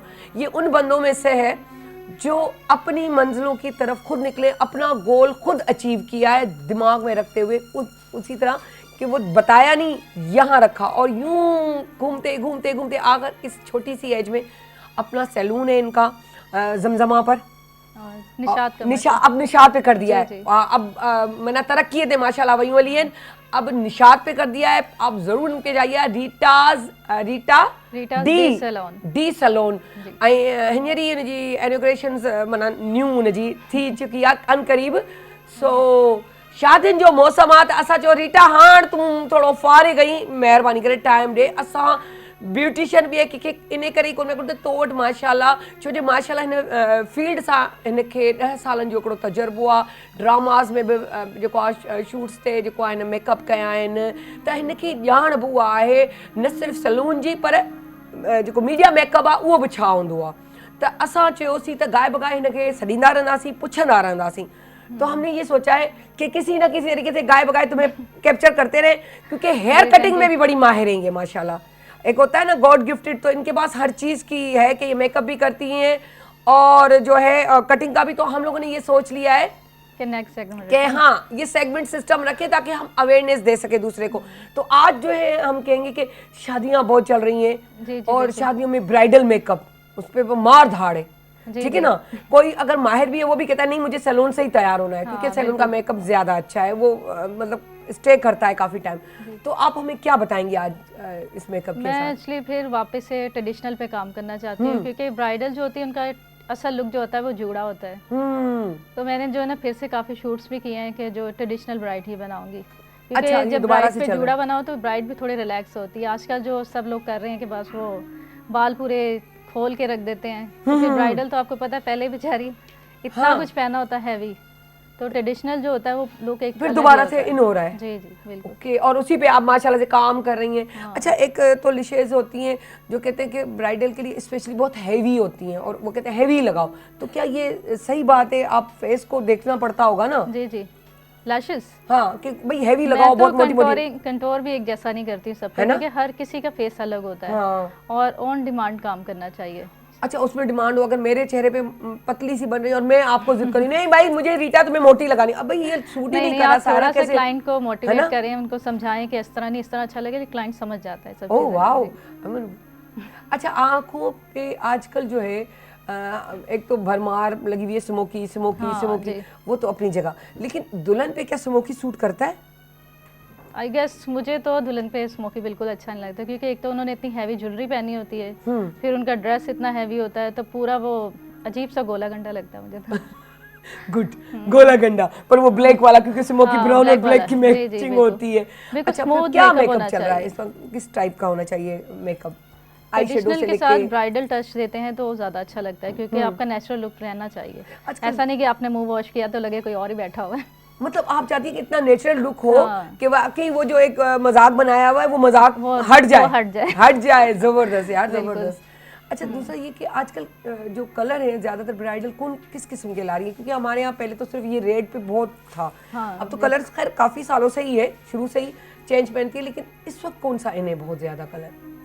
एक्चुअली आपको पता है जब से वो सेजल ने पहना है पुराना, तो पुराने लुक फिर से वापस आ रहे हैं। ओ ये बड़ा अच्छा भी इसीलिए- लगता है, बड़ी बड़ी वो बालियां, हाँ बिल्कुल है ना? जी वाकई जी। ये बहुत अच्छा भी लगता है और यही असल और लुक वो था वैसे ही हमारा, भरे हुए दुपट्टे और ऐसी चीजें फिर से चल गई हैं। है ना? जबरदस्त। ये भी हमारे पास है कि फैशन जब हो ना, क्योंकि ब्राइड और आजकल आपको पता है जो पार्टी में आए होते हैं लोग, हाँ। तो ब्राइड से भी ज्यादा ऊपर का चीजें पहन के आए होते हैं, अच्छा पहले रीटा इसीलिए ये ब्राइड अब अलग दिखती ही नहीं है। नहीं, बिल्कुल सही बात कही। अच्छा पहले ये होता था दुल्हन जैसा जेवर नहीं पहनना, हाँ। दुल्हन जैसा ड्रेस नहीं पहनना, हाँ, बिल्कुल। ज्यादा हैवी उसके सामने नहीं करना, स्पेशली खानदान के लोगों को, हाँ, और बाहर के तो वैसे ही लाभ इतना नहीं करके आएंगे क्योंकि वो आपके खानदान की शादी नहीं हाँ, है, जी। तो ऑब्वियसली वो लाइट आएंगे, लेकिन घर की बच्चियों को खानदान को कहा जाता था उसके जैसा कलर ना हो, हाँ, कोशिश करो। जी बिल्कुल। और जब भी उतना तो makeup- रेड और बिल्कुल अलग से ब्राइड का कलर होता था, लेकिन ना? अब और अब वो चीज नहीं रही, अब लगता है दुल्हन पता चले स्टेज पे बैठी है, उसमें भी अगर दो साथ बैठी तो समझ नहीं आ रही होती कौन सी दुल्हन है। आपको मैं बताऊं, मेरे पास ऐसे क्लाइंट्स भी है ना? आते हैं जिनकी 25 साल पहले शादी हुई हुई, हाँ। तो वो कहती है मैं तो अभी भी ब्राइडल हूँ, ना तो वो को पूरा यार। ब्राइड ही करा के जाती हैं, ये करते हैं वो। अच्छा मैं वो ब्राइड हूँ जो मैं ब्राइडल मेकअप करके हर वक्त चलती रहती हूँ। जबरदस्त जबरदस्त। ये 25 इयर्स के बाद भी उनको ब्राइडल ही मेकअप चाहिए, ऐसा है। नहीं आपको अच्छी बात है कि जो है बंदे को इस तरह ही लगना चाहिए, अपने आप को जवान खूबसूरत अच्छा लगना चाहिए, लेकिन इसका मकसद ये नहीं है कि आप ब्राइडल से ही एकदम से मुकाबला मुआवजा करना शुरू कर दें, ये नहीं। अच्छा एक तो फेस पे जो हम लगाते हैं फाउंडेशन जो भी है बेस, वो बेस फटना शुरू हो जाती है। मुझे आज तक समझ नहीं आई ये बात कि कहते नहीं इसके पास चले जाओ फलां के बाद इसकी नहीं फटती, उसके बाद जाओ नहीं उसकी फट, क्या ऐसा रीजन होता है उससे कि ज्यादा पहले जो लगाना ना- होता है, क्या होता है? नहीं नहीं, उससे पहले आप उसको गाइड करें कि वो अपने स्किन ट्रीटमेंट करे, ओके क्योंकि जितने वेदर चेंज होते हैं फाउंडेशन चेंज होती है। हर वेदर में आप जो है ना टीवी स्टिक नहीं यूज़ कर सकते, आपको लिक्विड बेस भी यूज़ करनी होती है। और अब तो जो है ना दोनों चीज़ें मैच करके यूज़ करते हैं, क्योंकि कॉम्बिनेशन स्किन बन जाता है आपका। उसी वजह से। अच्छा इस वक्त शाइनी भी मेकअप चल रहा है, मेट में भी चल रहा है, और जब भी हमारा फैशन इन और आउट होता है तो वो सारा सच वाला गोला गंडा बन जाता है कि दोनों चल रहे होते हैं कि लंबी शर्ट है छोटी है, लेकिन जब बड़ी जा रही होती है छोटी आ रही होती है तो दोनों मिक्सअप हो जाते हाँ हैं। दोनों मिक्सअप, तो तो वो इस तरह मीडियम में आ makeup जाते भी हैं। इस आज तरह आप होता देखेंगे है। हमारी ब्राइडल ने मीडियम पहनी है। अच्छा तो इसी तरह ही आपका भी यही है कि मतलब मेकअप में तो वो भी तो वही गोला गंडा लास्ट में बन जाता है कि मेकअप मेट है नहीं, और मेकअप शाइनी आ में जाता जो है। चीज़ें चेंज होती है ना, वो लिप्स और आईज में जो है ना वो कर देते हैं। तो क्या चल रहा है, मेट चल रहा है या शाइनी? अब तो बहुत शाइनी चल रहा है। शाइनी दोबारा से फिर आ गया है मेट जी से? ओह। बिल्कुल। और ये भी नहीं कि आप चीक शाइन करें, आप पूरा फेस शाइन करें इसमें। तो फिर ये कह सकते हैं ऐसी अभी तो मीठी आप मीठी आगे आगे देखें, ब्लू कलर भी आ रहा है फिर से, बातें। ना कहो सच्ची में। फिर आपकी लैशेस भी ब्लू होंगी, लाइनर भी ब्लू होगा। ये लिशेस भी यार, वो तो लाइन था ब्लू, नहीं, अब वो अब लिशेस भी। lashes अच्छा भी आजकल तो ब्लू बाल की पोनी है वो भी हाँ, चल रही है, सब उसमें भी चीज़ें। बात करेंगे आगे चलकर, बालों पर भी बहुत सारी बातें होंगी। सो उससे कहते हैं आपको थोड़ा रूह की ग़िज़ा भी दे देते हैं बेटा, थोड़ा मजा है, शादियों का भी मौसम है, त पोइ असां वहीद खे चवंदा वहीद असांखे गानो को सुठो हुजे, ॿुधाईंदा अचो त छा ई ॻाल्हि कजे। ज़बरदस्त ज़बरदस्त। ही ॿ मुंहिंजा हिते नंढड़ा पुछड़ा बि आहिनि, एॾी प्यारी प्यारी घंटियूं बि वॼनि, टन टन टन। ओ माड़ा है तमाड़ा सही यार जो है, कुछ भी होवे ओ साडा प्यार जो है, माड़ा है तमाड़ा सही यार जो है, कुछ भी होवे ओ साडा प्यार जो है, क्यों ढोले दा क्यों माइए दा गिला करां मैं तलक वारी बिस्मिल्लाह करां ओ बिस्मिल्लाह करां बिस्मिल्लाह करां ओ माड़ा ए ता माड़ा सही यार जो है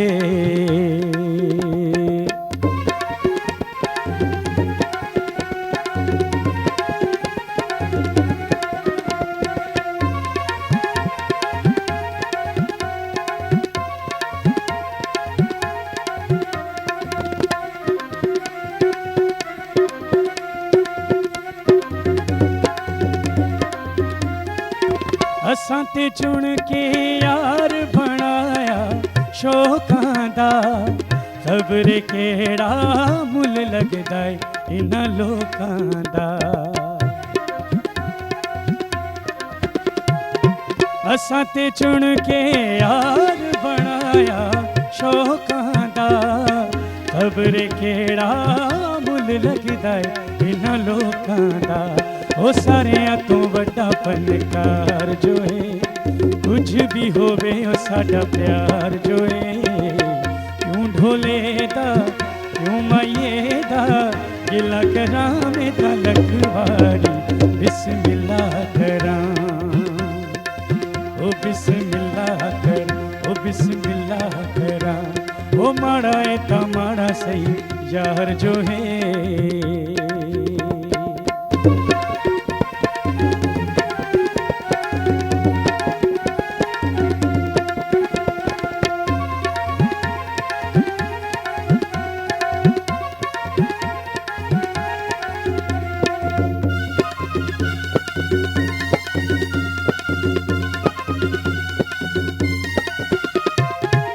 चंगे होवण यार ते हर कोई सड़दा ए ताइयों सारा शहर मेरे नाल लड़दा ए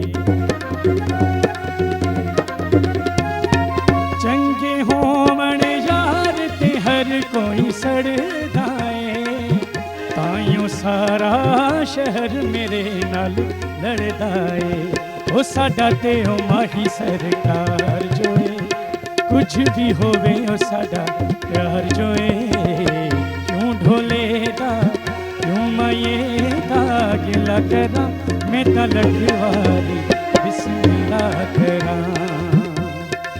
ओ बिस्मिल्लाह करां ओ बिस्मिल्लाह करां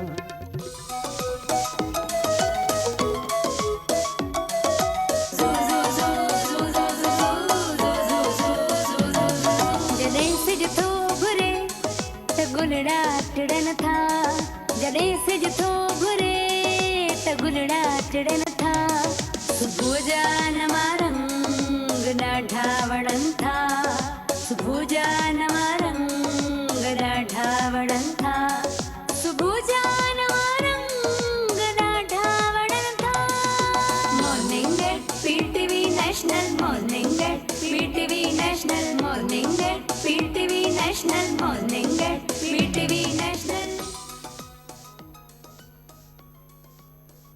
वेलकम बैक टू ते आऊं आहियां सो सॉरी हिन पासे आहे मुंहिंजो ध्यानु वरी होॾां वियो हली सो ईअं थींदो रहंदो आहे लाइफ में त इहे मज़ा ईंदा आहिनि सो बहरहाल तव्हांखे ॿुधायां सभु पिया ॿुधे खिलनि त छा थियो माईअ खे चरी थी वई आहे न चरी कोन थी आहियां वाक़ई थोरी चरी थी वई आहियां छो जे अॼु मूंखे ॾाढो मज़ो पियो अचे छो जे अॼु जेको असांजो थोरो जॾहिं बि थोरो मेथड चेंज थींदो आहे त मज़ो ईंदो आहे ऐं चेंज हूअं बि लाइफ में हुजणु खपे त हमेशह वैरायटी आणियो सुठो आणियो जो इंसान खे पाण बि मज़ो अचणु लॻे सुठो लॻणु लॻे तॾहिं त हू ॿिए खे सुठो ॾेखारींदा तव्हां पाण अॼु मुंहिंजो चयो थोरो चेक करण बि ॾिसंदा हूंदा छो जे वाक़ई जॾहिं अंदरि इंसान जो ख़ुशि हूंदो आहे ऐं मज़ो ईंदो आहे त पोइ दिलि चवंदी आहे त उन ॻाल्हि खे वधायूं सो असां रीटा खे चयो त रीटा हाणे तव्हां सिर्फ़ु ॻाल्हियूं त कयूं त मेकअप हीअं मेकअप हूअं पर हाणे मेकअप थिए कीअं थो ऐं लॻे कीअं थी ब्राइडल असांखे उहो बि त प्रैक्टिकली ॾेखारियो न सॼो कमाल थ्योरीअ ते त कोन हलंदो आहे प्रैक्टिकली अगरि न हुजे ईअं ई हिकिड़ी प्रैक्टिकली थ्योरीअ ते ॻाल्हि आहे त अनक़रीब आऊं तव्हांखे हिकिड़ा स्टूडेंट ऐं अमूमन हिकिड़ो अहिड़ो माण्हू हूंदा आहिनि जेके चवंदा आहिनि त असां ॿाहिरि था वञूं या असां कुझु कयूं था पर उनखे ख़बर कोन हूंदी आहे या पास आउट थींदा आहिनि इंजीनियरिंग पास या डॉक्टर पास डॉक्टर खे त आहे प्रैक्टिकल पर तव्हांखे मज़े जी ॻाल्हि ॿुधायां हुननि वटि कोन हूंदो आहे इंजीनियरिंग वारनि वटि उहे परेशान हूंदा आहिनि त उन्हनि जा कुझु अहिड़ा सुवाल पढ़ण लाइ अॻियां वधण लाइ ॿाहिरि निकिरण लाइ उन जे लाइ असां प्रोग्राम हिकिड़ो कयूं पिया प्रैक्टिकली तैयार हुजे तो तव्हांखे शेयर कयूं। सो रीटा खे रीटा जी ये आपकी रीटा की ब्राइडल है, सॉरी ब्राइड है, ब्राइडल मेकअप होगा, ठीक है। और क्या नाम है इनका, क्या नाम है? जॉयस। ओके जबरदस्त। जॉयस पे मेकअप करेगी रीटा। और अब रीटा बताएंगी रीटा क्या कुछ करके आई हैं, क्या नहीं करके आई हैं फेस पे, वो भी बताइए। अच्छा, मैंने अभी सिर्फ इसका फेस नीट किया है, मतलब ओके ठीक है, ठीक, टाइम बचाने के लिए ना, टाइम आपको बचाने के लिए। पता है। ओके ओके ठीक तो है। बाकी जो मेन चीजें हैं वो मैं अभी करूंगी, तो बिल्कुल मैं इसको सटल सा लुक दूंगी, बिल्कुल हैवी लुक नहीं दूंगी ब्राइडल ओके का। अब इस ब्राइडल को हम क्या कहेंगे कि लाइट मैंने मेकअप अभी करने आपको- वाली है या मेकअप ये चल रहा है या यूं कहें कि नहीं, मैंने अभी शाम आपको वाली है? बताया ना कि ट्रेडिशनल लुक वापस से आना ओके, ओके, चाहिए। आप वो मैं दे रही उसी हैं पे फिर। काम करूंगी अभी भी, ओह जबरदस्त तो यार। बिल्कुल स्मोकी पे नहीं जाएंगे हम। ठीक। ओके, अब सबसे पहले क्या कर रही हैं? सबसे पहले मैं इनकी आईज करूंगी। ओके ओके, अच्छा बेस आप अभी लगा अच्छा बेस इन्होंने नहीं लगाई, इन्होंने कहा मैंने क्लीन किया क्लीन है, किया बस। ठीक है ना। जी अब वो बेस का इस्तेमाल करना शुरू की है। अब ये इस पे स्टिक लगा रही है ना, जी जी। ये बताती जाइएगा। स्टिक जो है ना, आप थोड़ी सी जो भी आपने आई मेकअप करना है ना उससे लाइट लगाएं, ताकि आपका जो आई कलर है ना वो खिल के आए। ओके अदरवाइज डार्क बेस लगाते हैं और उस पर कलर लगाते रहते हैं लोग, तो वो उतना खिल के नहीं आता। अच्छा ये जो डार्क सर्कल्स होते हैं वो छुप जाते हैं? उसके लिए कंसील वगैरह सब चीज़ें करनी पड़ती है। ये ओके, तो मेरा ओके। लक है कि मेरी मॉडल का फेस साफ है। ये बात अच्छी कही, सही, जबरदस्त। ठीक है तो हम ठीक है। बिल्कुल भी ब्लैक पे नहीं जाएंगे, ब्रॉन्ज के साथ मैं गोल्ड का लुक दूंगी क्योंकि हमें रेड लिप्स चाहिए। ओके ओके जबरदस्त। ओके, और इतना ज़्यादा फाउंडेशन बिल्कुल कोट नहीं करना, क्योंकि वो थोड़ी देर के बाद ही जो है ना वो हटना शुरू हो जाता है। अच्छा और यही चीज जितनी पूछनी आप थी। फिंगर से ब्लेंडिंग करें उतना ही अच्छा लुक आता है। ओके मतलब काफ़ी लोगों को मैंने देखा, वो कहते नहीं फिंगर से करेंगे तो लगेगा हमें मेकअप आता नहीं है। अच्छा। तो जिनको मेकअप आता है वो ऑलमोस्ट फिंगर से ही करते हैं काम। है ना। अच्छा जो ये हमारी अम्माएं दादियाँ नानियाँ शुरू से ये हाथों से लगा रही थी, कर रही थी, मेरे ख्याल से वो सही है। नहीं, वो तो फिर बिल्कुल ही डिफरेंट लुक हो गया ना कि अच्छा, आप वो क्रीम लगाएं और फिर बेस। ओके इसमें आपको ब्लेंडिंग चाहिए बहुत।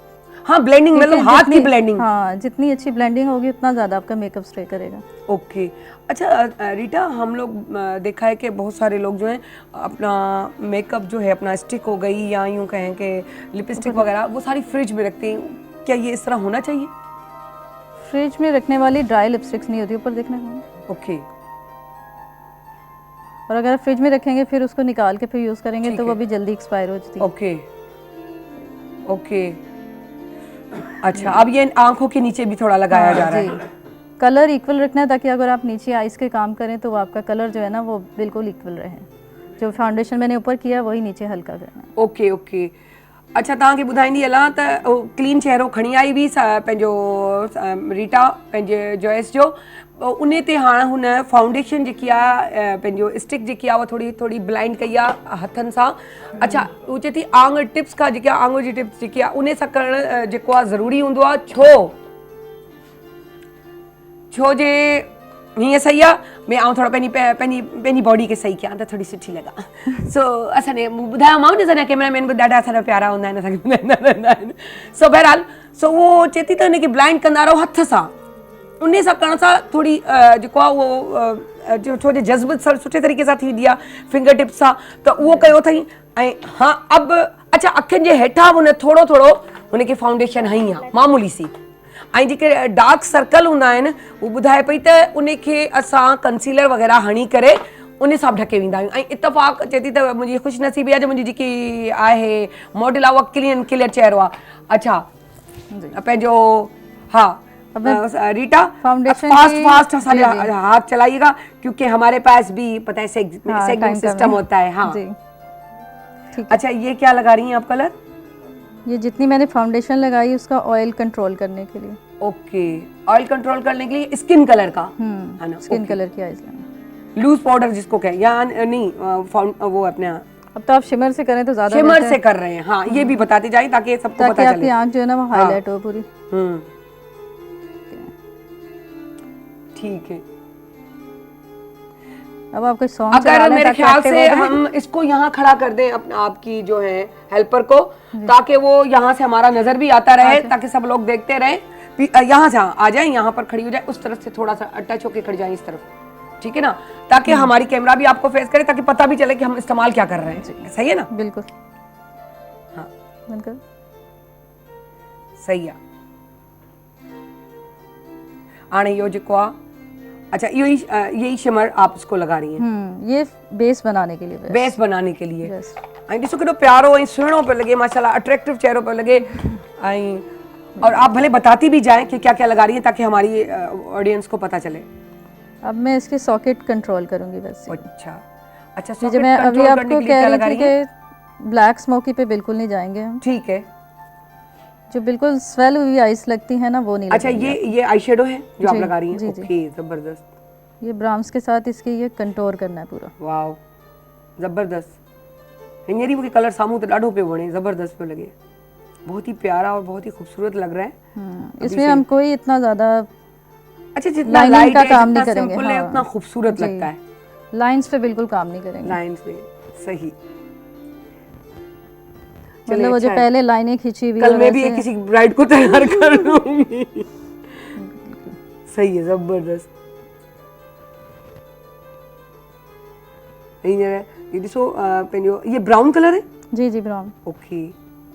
अच्छा, ये ब्राउन वो कलर आहे जेको ब्लैक त कोन्हे, पर डार्क में शुमार आहे, उन टोन जेको आहे डार्क ना पियो वञे।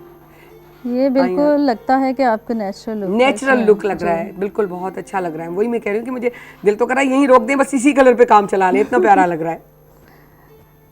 अब तो ब्राइड के साथ सॉन्ग होना चाहिए था। हाय वाह जी, गाल कहीं। ताकि- लेकिन वो ताकि हम active हो जाएं असल में और वो feel आगे करें। चलेंगे, लेकिन क्या है कि आप लोग वो आपको बताना होता है ना, अच्छा अच्छा, तो उस वजह से हाँ, तो हाँ बिल्कुल। इस वजह से कि आप क्या थोड़ी म्यूजिक को आप अच्छा सा कर दें, थोड़ा थोड़ा सा प्यारा प्यारा सा कर दें, ब्राइडल वाला कर दें, खुशी वाला कर दें। खुशीद भाई ते मौज मनाना है तो मौज मनवाए हमें भाई। हाय मुझे वारन आए कितनी प्यारी पी लगी इसी कलर के साथ मैं नीचे कंटोर कर दूंगी। अच्छा, इन ही ब्राउन कलर का कंटोरिंग हेठ जी लाइनिंग पई है ना, तव्हां ॾिसो गौर सां। अगर असांजो कैमरामैन ओके बिल्कुल ॾेखारे पियो, जबरदस्त। वाओ, तो आपको कोई इतना नहीं कि लोग हर चीज मेकअप में लगानी है। सही, जो खूबसूरत लगे लगे आप बस वो बस, काम करें, वो जो काम आप पे करें। सूट करता है वही चीज इस्तेमाल करें, चाहे मेकअप हो चाहे कपड़े हो। जबरदस्त, सही। बस हाँ रीटा मूंखे अॼु मेकअप सेखारे पई वञे, है ना। ॾिस रीटा समझी वई, ॾिस देख कह रही हूँ मुझे सिंधी नहीं, बस समझ में तो यार सब कुछ आ रहा है ना। हाँ, समझ में। वाओ, जबरदस्त। हाँ, असांजा मेहमान भी अची विया आहिनि। तव्हां ये हाँ ये उठा लें यहाँ से नीचे से, ओके हाँ ठीक है, सही है। अब मैं इसके आईब्रोज को हाईलाइट करने के लिए उसको just आउटलाइन, यहाँ, हाँ ये Just क्या चीज यहाँ है? ये भी आई शेडो, हाँ जी, हाईलाइटर। जी हाईलाइट। हाईलाइटर, अब जो है हाईलाइटर लग रहा है। अच्छा अच्छा, ये लैशेस बहुत से लोग लगा के फिर मेकअप करते हैं, बहुत से बाद में करते हैं, तो क्या ज्यादा अच्छा होता है या जिसको जो अच्छा लगे? नीटनेस नहीं आती। अच्छा, नीड नहीं होता। सही सही, जबरदस्त। हाणे हिनखे नीड करे छॾियो आहे ऐं ॾाढो प्यारो पियो लॻे। अगर ॾिठो वञे स्मोकी न, पर ब्राउनिश कलर ॾेई करे उहो टच बची वियो आहे, नेचुरल लुक अची वियो आहे, ॾाढी प्यारी पियूं लॻनि। ड्रेस वाकई ॾाढी प्यारी पई लॻे। हाणे लिशिस चवनि थियूं त लिशिस भले पोइ हणो, छो जे नीड पोइ थींदो, छो जे आई शेडो लॻी चुको हूंदो त उनखे लॻाइण आसान थो थी वञे। हाँ बिल्कुल सही। वरना आपकी लैशेस पे इतना मेकअप गिर जाता है कि वो ओके। दूर से ही पता चल रहा होता है। अच्छा, चेती त पोइ जंहिंमहिल पाउडर पिया लॻंदो आहे हिनजो लिशिस पंहिंजो आई शेडो जो, त उहो लॻण खां पोइ उनजे मथां पियो किरंदो आहे, त इन करे उनखे पोइ हणंदा कयो। इहा ॻाल्हि अब सही आहे। इसमें जो टेक्निकल काम है वो लैशेस आपने दरमियान में लगानी। अच्छा, जो जी लैशेस बिल्कुल दरमियान में लगानी। जो ओके। आपका आईलिड का सॉकेट आता है ना, हाँ हाँ हाँ, उसका दरमियान लेना होता है। ओके मतलब बहुत ज्यादा बाहर को नहीं निकालते। हाँ सही। अच्छा, ये आपने लगाया था वो स्टिक लगाई थी, वो आम स्टिक ही होती है जो अमूमन यूज की जाती है, और उसके जी, बाद आइस के ऊपर लिक्विड यूज नहीं कर सकते क्योंकि वो आपके सारे ऑयली हो जाता है और हाँ बाहर बह आ जाता है जाते हैं। लिक्विड। ओके सही। हाणे उनखे उहो ट्यूब हणी करे हणण वारियूं आहिनि। सही आहे। वो चवंदा आहिनि बोलते रहा करो, जाते रहा करो। इतना वही रोजा अचण वारा आहिनि, रमजान आने वाला है, तो वो हमें भी जगाते रहना है। इतना करीबी से कोई देखे तो मुझसे काम होता नहीं आए, है, लेकिन आपकी मैं यहाँ देख रही हूँ, नहीं मैं सीख रही हूँ ना रीटा से, नहीं बहुत अच्छा कर आपकी रही हूँ। मोहब्बत पे मैंने ये किया। Thank U. केॾी प्यारी केॾी सुठी ॻाल्हि कई रीटा, जॾहिं मूंखे थोरो केरु पियो ॾिसंदो आहे त आउं कॉन्शियस थी वेंदी आहियां। अच्छा माना ॾिसो न एॾो एक्सपर्ट बि कॉन्शियस थी वेंदा आहिनि, त तव्हां जेके न्यू हूंदा आहिनि उन्हनि खे बि त थोरो कवर अप कंदा कयो, उन्हनि खे बकअप कंदा कयो ताकि वो कॉन्शियस न थियनि। सोचो हाणे एॾा एक्सपर्ट अगर कॉन्शियस थी सघनि था त न्यू वारनि सां छा जुट हूंदी। एक्चुअली जो क्रिएटिव बंदा होता है ना, वो अपने माइंड से चल रहा होता है। बिल्कुल सही बात है, उसको कभी किसी ऐसा का होता है कि मोहताज जो नहीं चीज़- होता। हाँ, नहीं जो चीज हमने बताई वो उसमें से अगर वो अच्छा नहीं लग रहा तो वो उसको चेंजेस कर वो ना वो अपने दिमाग से चल रहा होता है कि ये अच्छा नहीं लग रहा। अच्छा मेकअप या कोई भी चीज आप सीख रहे होते हो, आहिस्ता आहिस्ता आपको समझ भी आ रही होती है ना। बिल्कुल। ये देखें, अब ये ऊपर देखेंगे तो इसकी आईब्रोज पे ये कट आएगा, लैशेस का ये देखना होता है। बिल्कुल। और यहाँ से हम बहुत ज्यादा ऊपर नीचे नहीं करते क्योंकि लैशेस यहाँ से दब जाती हैं। सही। हाँ बस अब ये लिशेस लग गई तो फिर हमारी तकरीबन, क्योंकि फिर अपना जल्दी से लगेगा हमारा फाउंडेशन और फिर लिपस्टिक और अपना ब्लश। सो अब ये अगर दिखाई जाए, देखे कितने आराम से लगा रही हैं, कितने मजे से लग गई, पता ही नहीं चला हमें। बस वो ये कि टेक्निक आनी चाहिए तो काम हो जाता है। सही। एडो नीट एंड क्लीन आ माशाल्लाह सां, जो फील ही कोन पियो थे वाकई अगर वो किरी पए त जेको आ वो थी सके तो। सही, जबरदस्त। सही। अब जब तक ये ड्राई होगी तो हम टाइम वेस्ट नहीं करेंगे, हम बाकी फेस पे लग जाएगा। सही। हाणे हिनखे ड्राई करण रखियो थी त थोरो सुकण बि ज़रूरी हूंदो आहे, छो न त लिशिस जेके न गीलियूं लॻी पयूं आहिनि त लाज़मी फिसलजी किरी सघनि थियूं हथ लॻाइण सां। त तेसि ताईं हुजे थी पंहिंजो टाइम खे छो वेस्ट कयां ऐं उनखे खणी करे आऊं ॿियो मेकअप शुरू करे छॾियां ऐं पंहिंजो फाउंडेशन ऐं पंहिंजो हुनखे कम खे लॻी वञा। सही। बोटलूं ईअं पयूं आहिनि रीटा वटि, ईअं थो लॻे कंहिं मेडिकल जे हुन में अची विया आहियूं। बोटल हर अब मैंने इस पे ऑलरेडी टीवी स्टिक पे काम किया हुआ है। हाँ। तो मैं इसको जो है ना, जहाँ मुझे लग रहा है कि ड्राई है तो मैं उस पे अच्छा आप नीड करके आई थी टीवी स्टिक से इसको।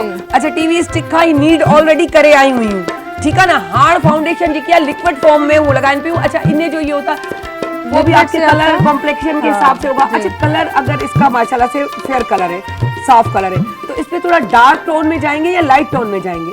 ये डिपेंड करता है कि आपने कपड़े किस कलर के पहने हुए हैं। ओके। क्योंकि जब आप ग्रीन पिंक ऐसे कलर पहनते हैं वो बहुत ज्यादा वाइट खिलता है।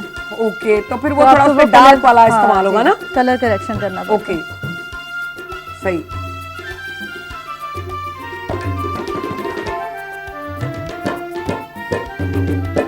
सही। टाइम की बहुत कमी है। हाँ क्योंकि क्या इसलिए कमी होती है कि लाजमी सेगमेंट है जी बिल्कुल। अब हमारे पास बहुत ही कम मिनट्स बचे हैं, तो अब हमारी जो है ब्राइडल भी तकरीबन, क्योंकि मेन चीज होती है आई शेड और फाउंडेशन, तो ये आईब्रोज ये यहाँ से इसको यही कवर कर सकती हैं। हाँ हाँ ये इस तरह सही सही है। अब इसके हम क्या कंटूरिंग करेंगे? जी कंटूर। ठीक है सही है।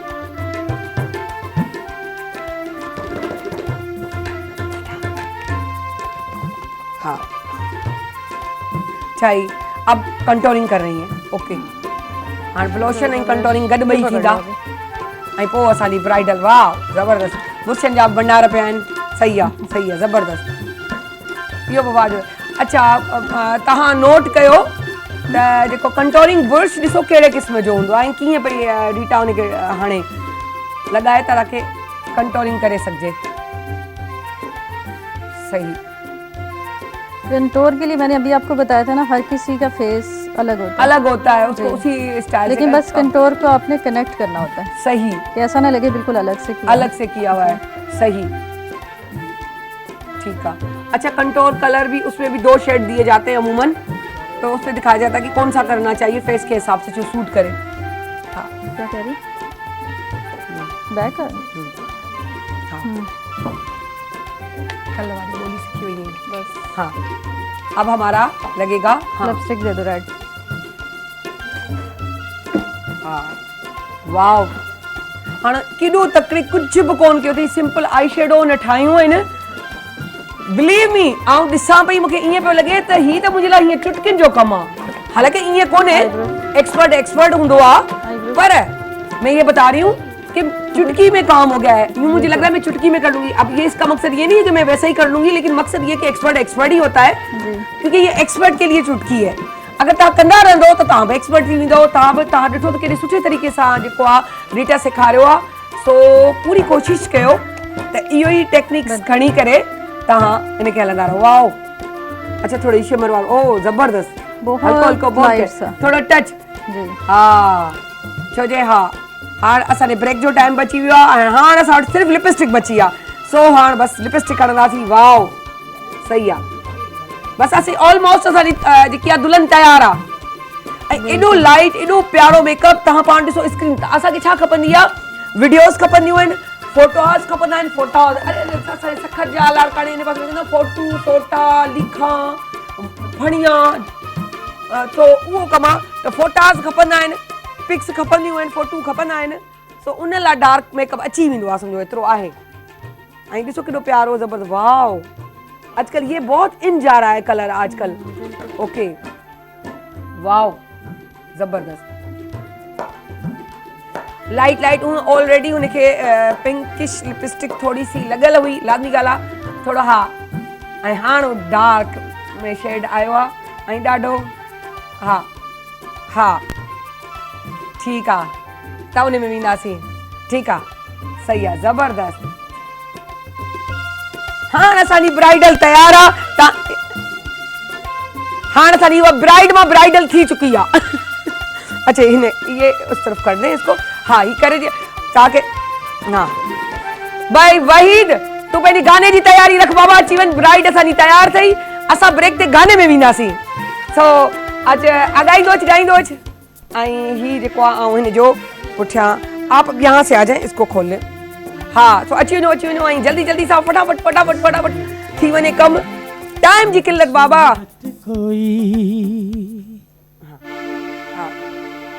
ऐसा देखा नहीं खूबसूरत कोई, जिस्म जैसे मूरत कोई, जिस्म जैसे निगाहों में जादू कोई, जिस्म नगमा कोई, जिस्म खुशबू कोई, जिस्म जैसे महकती हुई चांदनी, जिस्म जैसे मचलती हुई रागिनी, जिस्म जैसे कि सूरज की पहली किरण, जिस्म जैसे कि सूरज की पहली किरण, जिस्म तरशा हुआ दिलकशो दिलनशी, संदली संदली मरमरी मरमरी, हुस्ने जाना की तारीफ मुमकिन नहीं, हुस्ने जाना की तारीफ मुमकिन नहीं। आफरी आफरी आफरी आफरी, तू भी देखे अगर तो कहे हम नशी। आफरी आफरी आफरी आफरी, हुस्ने जाना की तारीफ मुमकिन नहीं, हुस्ने जाना की तारीफ मुमकिन नहीं। आफरी आफरी आफरी आफरी आफरी आफरी आफरी आफरी आफरी आफरी आफरी आफरी।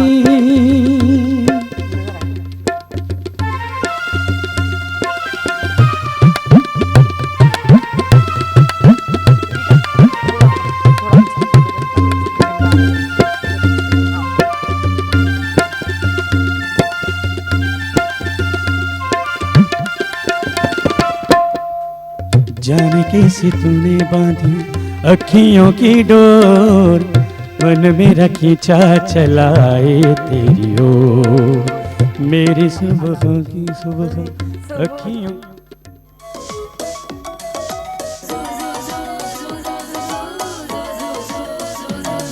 जॾहिं सिज थो घुरे त गुलड़ा टिड़न था, जॾहिं सिज थो घुरे त गुलड़ा टिड़न था, सुबुह जा नवा रंग ॾाढा वणनि था, सुबुह जा नवा रंग ॾाढा वणनि था, सुबुह जा नवा रंग ॾाढा वणनि था।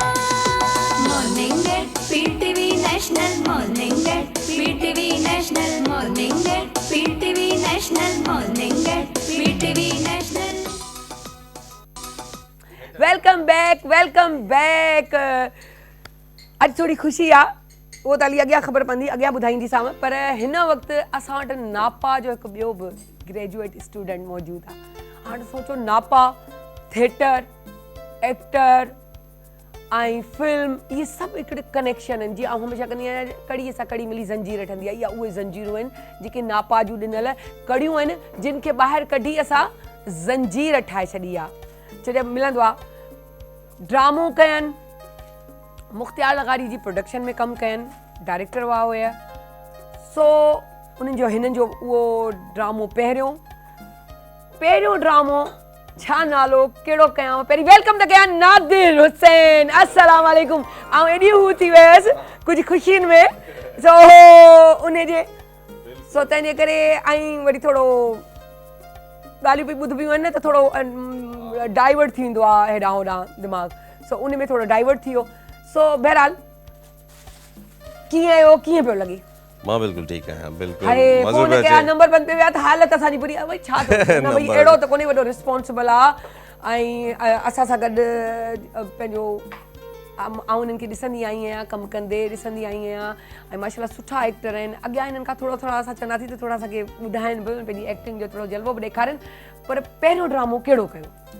पहिरियों मां स्टार्ट त 2010 में एक्टिंग शुरू कई, पर पीटीवी जो पहिरियों ड्रामो जेको हुयो उहो तव्हांजो लिखियलु हुयो। ऐं मुंहिंजो लिखियलु हो उहो हुयो 2015 में, मूंखे यादि आहे। ओके, फरवरी मार्च जे महीने में असां मिठी में वियासीं शूट हा बिल्कुलु यादि आहे, मुख़्तियार लगारी साहब जन प्रोडक्शन हुई, हा लिखियो मूं, सही था उमर चओ। भुट्टो, रूबी अली, मुनवर चना, ऐं मरहूम ईमान केके, ऐं केके, मरहूम केके, बिल्कुलु ॾाढो भलो माण्हू। इन में So, को शक कोन्हे। इहो मुंहिंजो पहिरियों ड्रामो हुयो पीटीवी ते 2015 में, ऐं 2014 में मां नापा अची चुको हुयुसि। अची चुकियो हुयसि, नापा में मुंहिंजो फर्स्ट ईयर हुयो, ऐं ड्रामो थियो, नओं ड्रामो जंहिंमें मुन्ने बि एक्टिंग कई हुई, ॾाढी भली एक्टिंग, ॾाढी भली कई हुई, ऐं असां डॉक्टर थियो। ऐं वॾी ॻाल्हि इहा त केके जी ॻाल्हि अहिड़ी आहे त माशाल्लाह केके उहे माण्हू आहे जो ऑफ स्क्रीन बि सभिनी जे कमु अचण वारा, नेक माण्हू, सुठा माण्हू, उन्हनि सां ईअं शेयरिंग हूंदी जीअं सॻे भाउरनि वांगुर हुजे। सो उहा ई शइ हाणे शबी मुनवर में ईंदी आहे, मुन्ने भाई में। मां लाड़काणे में केके सां हिकिड़ो प्राइवेट प्रोडक्शन जो ड्रामो कयो, हिन खां पहिरियां न, मूंखे हुते ॾिसी करे चयईं, नादिर तूं कराची अच, कराची अच, तोखे खोड़ कमु मिलंदो। ऐं मूंखे पीटीवी ते पहिरीं कॉल लगारी साहब खां बि जेको केके कराई, उहे ॾाढा सुठा माण्हू हूंदा हुआ, माशाल्लाह, अल्लाह उन्हनि खे जन्नत फ़रमाए। असां नंढड़ा हुआसीं उन टाइम, 2015 जी ॻाल्हि आहे, माना अॼु खां ठीक ठाक साल थी विया, जैतून बि ॾाढा मशहूर आहिनि, ॾाढा खाईंदा हूंदा। बिल्कुलु सो भलो माण्हू, हा, इन में को शक कोन्हे। ऐं उहे ॾींहं, उहे टाइम हुते, ऐं मज़ो आयो। मुंहिंजो ॿाहिरि, माना कराची खां ॿाहिरि पहिरीं प्रोडक्शन हुई, सो पीटीवी जो पहिरियों ड्रामो हुयो। एक्साइटेड बि हुयसि, नर्वस बि हुयसि, है न, पर मज़ो बि ॾाढो आयो। ख़ासि तौर ते जॾहिं सॼो प्रोग्राम थींदो, लास्ट में सॾणु हूंदो, त वेही हिते मुंहिंजे अॻियां परेड लॻाइणी अथाव, अगरि मुंहिंजी ॻाल्हि न ॿुधां त सीन कटींदी वेंदीसांव घटि कर, ऐं जे अगरि मुंहिंजी ॻाल्हि ॿुधंदो त सीन वधाईंदी वेंदीसांव। सो ईअं ब्लैकमेल करे हुननि खे विहारींदी हुई, राति जो वेहंदा हुआसीं, मच कचहरी परफॉर्म कंदा, जंहिंजी जेकी ख़्वाहिश हूंदी, जेको टैलेंट हूंदो, मज़ो ईंदो, इंजॉय कंदा हुआसीं राति जो वेही सभु गैदरिंग करे, केॾी महिल कमरे में वेठा हूंदा हुआसीं, केॾी महिल ॿाहिरि ॿारे मच कचहरी कंदा हुआसीं। वॾी टीम हुई पीटीवी जी, पूरी प्रोडक्शन, कैमरा टीम, एक्टर्स, सभु गॾु हूंदा हुआसीं, मज़ो ईंदो हो, है न? मज़ो आयो, बिल्कुलु मज़ो आयो। हुआ त 3 ॾींहं पर ईअं लॻो त 30 ॾींहं थी विया आहिनि, एॾो असां इंजॉय कयो, वरी सफ़र में वॾो इंजॉय कयो। वरी ॻाल्हि त रूबीअ मूंखे चयो त भाभी आउं वेंदी कोन्हे पंहिंजी गाॾी में वेंदी आहियां, पर असां उहा वैन सिर्फ़ु स्पेशली हाईएस्ट इन लाइ कईसीं जंहिंमें सिर्फ़ु असांजा एक्टर राइटर हुजनि, जेको असां उहो गॾिजी वियासीं, एॾो इंजॉय कयोसीं ॾाढो इंजॉय कयो, ॾाढो इंजॉय। जो तव्हां सोचे कोन था सघो, जिन जे लाइ कॉल्स बि असांखे आयूं त तव्हां असांखे कोन वठी विया आहियो। बिल्कुलु जो अचानक थियो, अचानक सभु कुझु सडनली थी वेंदो आहे कॾहिं कॾहिं। ॿियो हाल अहिवाल लाड़काणे जो कीअं पियो? मज़े जो शहर आहे, ॾाढी सर्दी आहे हुते, है न? हा, हिन वक़्तु ॾाढो इन पासे सखर, रेड़ी, लाड़काणो, जेकमाबाद, इहे सभु पासा जेके आहिनि बिल्कुलु थधा थधा, ॾाढा थधा, छो करीब था लॻनि न थधे शहरनि खां। ॾाढो टैलेंट वारो शहर आहे, अदाकार निकिता, पॉलिटिक्स में वॾा वॾा नाला लाड़काणे खां निकिता आहिनि, ऐं फनकार, राइटर, टैलेंटेड शहर आहे लाड़काणो, ॾाढो। अच्छा, थिएटर बि कयो? जी जी, थिएटर ऐं एक्टिंग हीअ टीवीअ जी कई, ॾाढो ॾुखियो आहे थिएटर, है न? हा, मूंखे यादि आहे मुंहिंजो पहिरियों जेको स्टेज ते मां चढ़ियुसि उहो 2011 में चढ़ियुसि। यूथ थिएटर फेस्टिवल थींदा आहिनि, सो लाड़काणे में यूथ थिएटर फेस्टिवल हो, ऐं मुंहिंजो उस्ताद हुयो, उन्हनि मूंखे ॿुधायो त बाबा असां ड्रामो करिणो आहे, असांखे एज लिमिट आहे, तव्हां ई परफॉर्म करे था सघो। ॾाढो ॾुखियो हुयो, पर असांखे 2nd पोजीशन मिली, सो 2011 में थिएटर मां शुरू कयो। 2014 में नापा आयुसि, 2014 में जीअं नापा जी ख़बर पई मूंखे हमेशह हूंदो त का अहिड़ी अकेडमी हुजे जिथे एक्टिंग सिखजे। दिमाग़ में कीड़ो त बचपन खां हो, ख़बर ई न आहे कहिड़े ॾींहं खां हो, पर इहो ज़ाहिर तॾहिं थींदो आहे जॾहिं असां उहो परफॉर्म करण लॻंदा आहियूं, अपॉर्चुनिटी मिलंदी आहे, अरे हा असांखे हीउ करिणो आहे, पोइ असां भॼंदा आहियूं। मूंखे हमेशह हुयो, मां चवंदुमि वीडियोज़ ॾिसंदा हुआसीं, इंटरव्यूज़ ॿुधंदा हुआसीं त दुनिया में अकेडमीज़ आहिनि, मां चवंदुमि पाकिस्तान में शायदि नाहे, पर कंहिं दोस्त मूंखे ॿुधायो त पाकिस्तान में बि अकेडमी आहे जिथे अदाकारी पढ़ाई वेंदी आहे, प्रॉपर अदाकारी पढ़ाई वेंदी आहे, ऐं वॾा वॾा नाला आहिनि, जाम मुहिद्दीन साहब, राहत काज़मी साहब, तलत हुसैन साहब, इहे तमामु वॾा नाला उते अदाकारी पढ़ाइनि था। मां चयो यार इहा ई त जॻह आहे जेके ॻोल्हियां पियो। अच्छा, उहो टाइम हो, तॾहिं बि सनड़ा हुआ, कयो माशाल्लाह सां ड्राम कयो, अॼु बि उनखे ई मेंटेन कंदा पिया अचो, बस थोड़ी माशाल्लाह ठीक ठाक करसो। 5-7 साल में 2010 में न, हा न, हे जेको असां पीटीवी जो कयोसीं इहो 2015 में, इहो 15 में कयोसीं, अॼु ॾिसो अॼु 15 के 8 साल त थी विया, ट्रेडियो स्टार्ट थी वियो। 8 साल में पंहिंजो पाण खे ईअं मेंटेन करण, त पुछा डाइट जो ख्याल कंदा आहियो? वर्कआउट डाइट एतिरी मतिलबु कोशिशि त कई थी वञे, पर असां तव्हांखे अॼु ॾिसूं था आबदा छा पई ठाहे, अलाए तव्हांजे हिसाब जो ठाहे पई की न, बस एक्सरसाइज कंदुसि, बस ठीकु आहे, ॻाल्हि ई ख़तम। हा जी आबदा, त अॼु पहिरीं त अस्सलाम वालेकुम, ॾाढा प्यारा पिया लॻो, ईअं पियो लॻे अॼु वरी सादगीअ में बिल्कुलु मोड खां वरी हुन में, है न? सी ख़तम, है न? सी ख़तम न, अॼु सी शुरू थियो अथव, मूंखे त ॾाढो लॻो, ॾाढो सी आहे, पर अॼु उस में वेहण वारो ॾींहुं वारो हिसाब पियो लॻे तव्हांजो, है न? मांखे यादि न आहे त कराची में इन खां वधीक बि सियारो पियो आहे, मांखे लॻे थो पहिरियों जेको पियो आहे त मतिलबु न पियो आहे इन खां वधीक। सही था चओ। बहरहाल अॼु असां जॾहिं सियारे जी असां ॻाल्हि था कयूं न, त सियारे जा जेके पटाटा आहिनि उहे तमामु मज़ेदार हूंदा आहिनि। मां इहो ई चवंदमि त सियारे में पटाटनि जी जहिड़ियूं बि रेसिपीज़ तव्हां ठाहिणु चाहियो था ज़रूरु ठाहियो। गर्मियुनि में पटाटा मज़े जा बि न हूंदा आहिनि, थोरा मिठा बि थी पवंदा आहिनि, त अॼु असां पटाटनि जी चाट था ठाहियूं, जंहिंमें मां पटाटा त ऐड कया ई अथई, इन सां गॾु डिफरेंट कलर्स शामिलु कंदासीं, जंहिंमें टोमेटो आहे, इन सां गॾु असां हिन में खीरो शामिलु था कयूं, थोरी मां हिन में कैबेज ऐड कंदमि, धाणा या फूदनो जेको तव्हांखे वणे थो उनजी सॼी गठी शामिलु कंदासीं, हिकिड़ो बसर मां हिन में ऐड कंदमि, इहा साई चटणी आहे इहा मां हिन में शामिलु कंदमि, इन सां गॾु इमलीअ जो पल्प यानी इमली गिदामड़ी जी चटणी हिन में ऐड कंदासीं, थोरो चाट मसालो आहे, लूणु ऐं कुरकुरा या कोई बि तव्हांखे निमको जेको तव्हांखे सुठो लॻे त जीअं थोरो पापड़ी हुजे या क्रंच हुजे, हा त हिकिड़ी चाट सां गॾु क्रंच ईंदो आहे न त ॾाढो मज़े जो लॻंदो आहे। इहा ॻाल्हि सच आहे। हा, पोइ तमामु शयुनि खे मिक्स कंदासीं, पर सुठो आइडियो ॿुधाए छॾियो अथई। पर जेकी बि क्रिस्पी शइ तव्हां ऐड था कयो न लास्ट में ऐड कजो, न त ईअं न थिए त वेजिटेबल्स जे करे हो सॉफ्ट थी वञे। बसि इन ॻाल्हि जो तव्हांखे ख़्यालु रखिणो आहे। बाक़ी पटाटा वग़ैरह तमामु मिर्च मसाला तव्हां शामिलु करे छॾियो, पर मां कुरकुरा बिल्कुलु लास्ट में ऐड कंदमि त जीअं हे कुरकुरा ई रहनि। हाय वाह, ज़बरदस्त। इन जी कटिंग था कयूं, कटिंग करे तव्हां इन जी मिक्सिंग कंदा। बिल्कुलु बिल्कुलु बिल्कुलु। हलो मिक्सिंग बस तव्हांखे ॾेखारींदासीं, पोइ तेसि ताईं असां नादिर ते वापसि आ जूं ऐं वरी उन्हनि खां कचहरियूं था कयूं।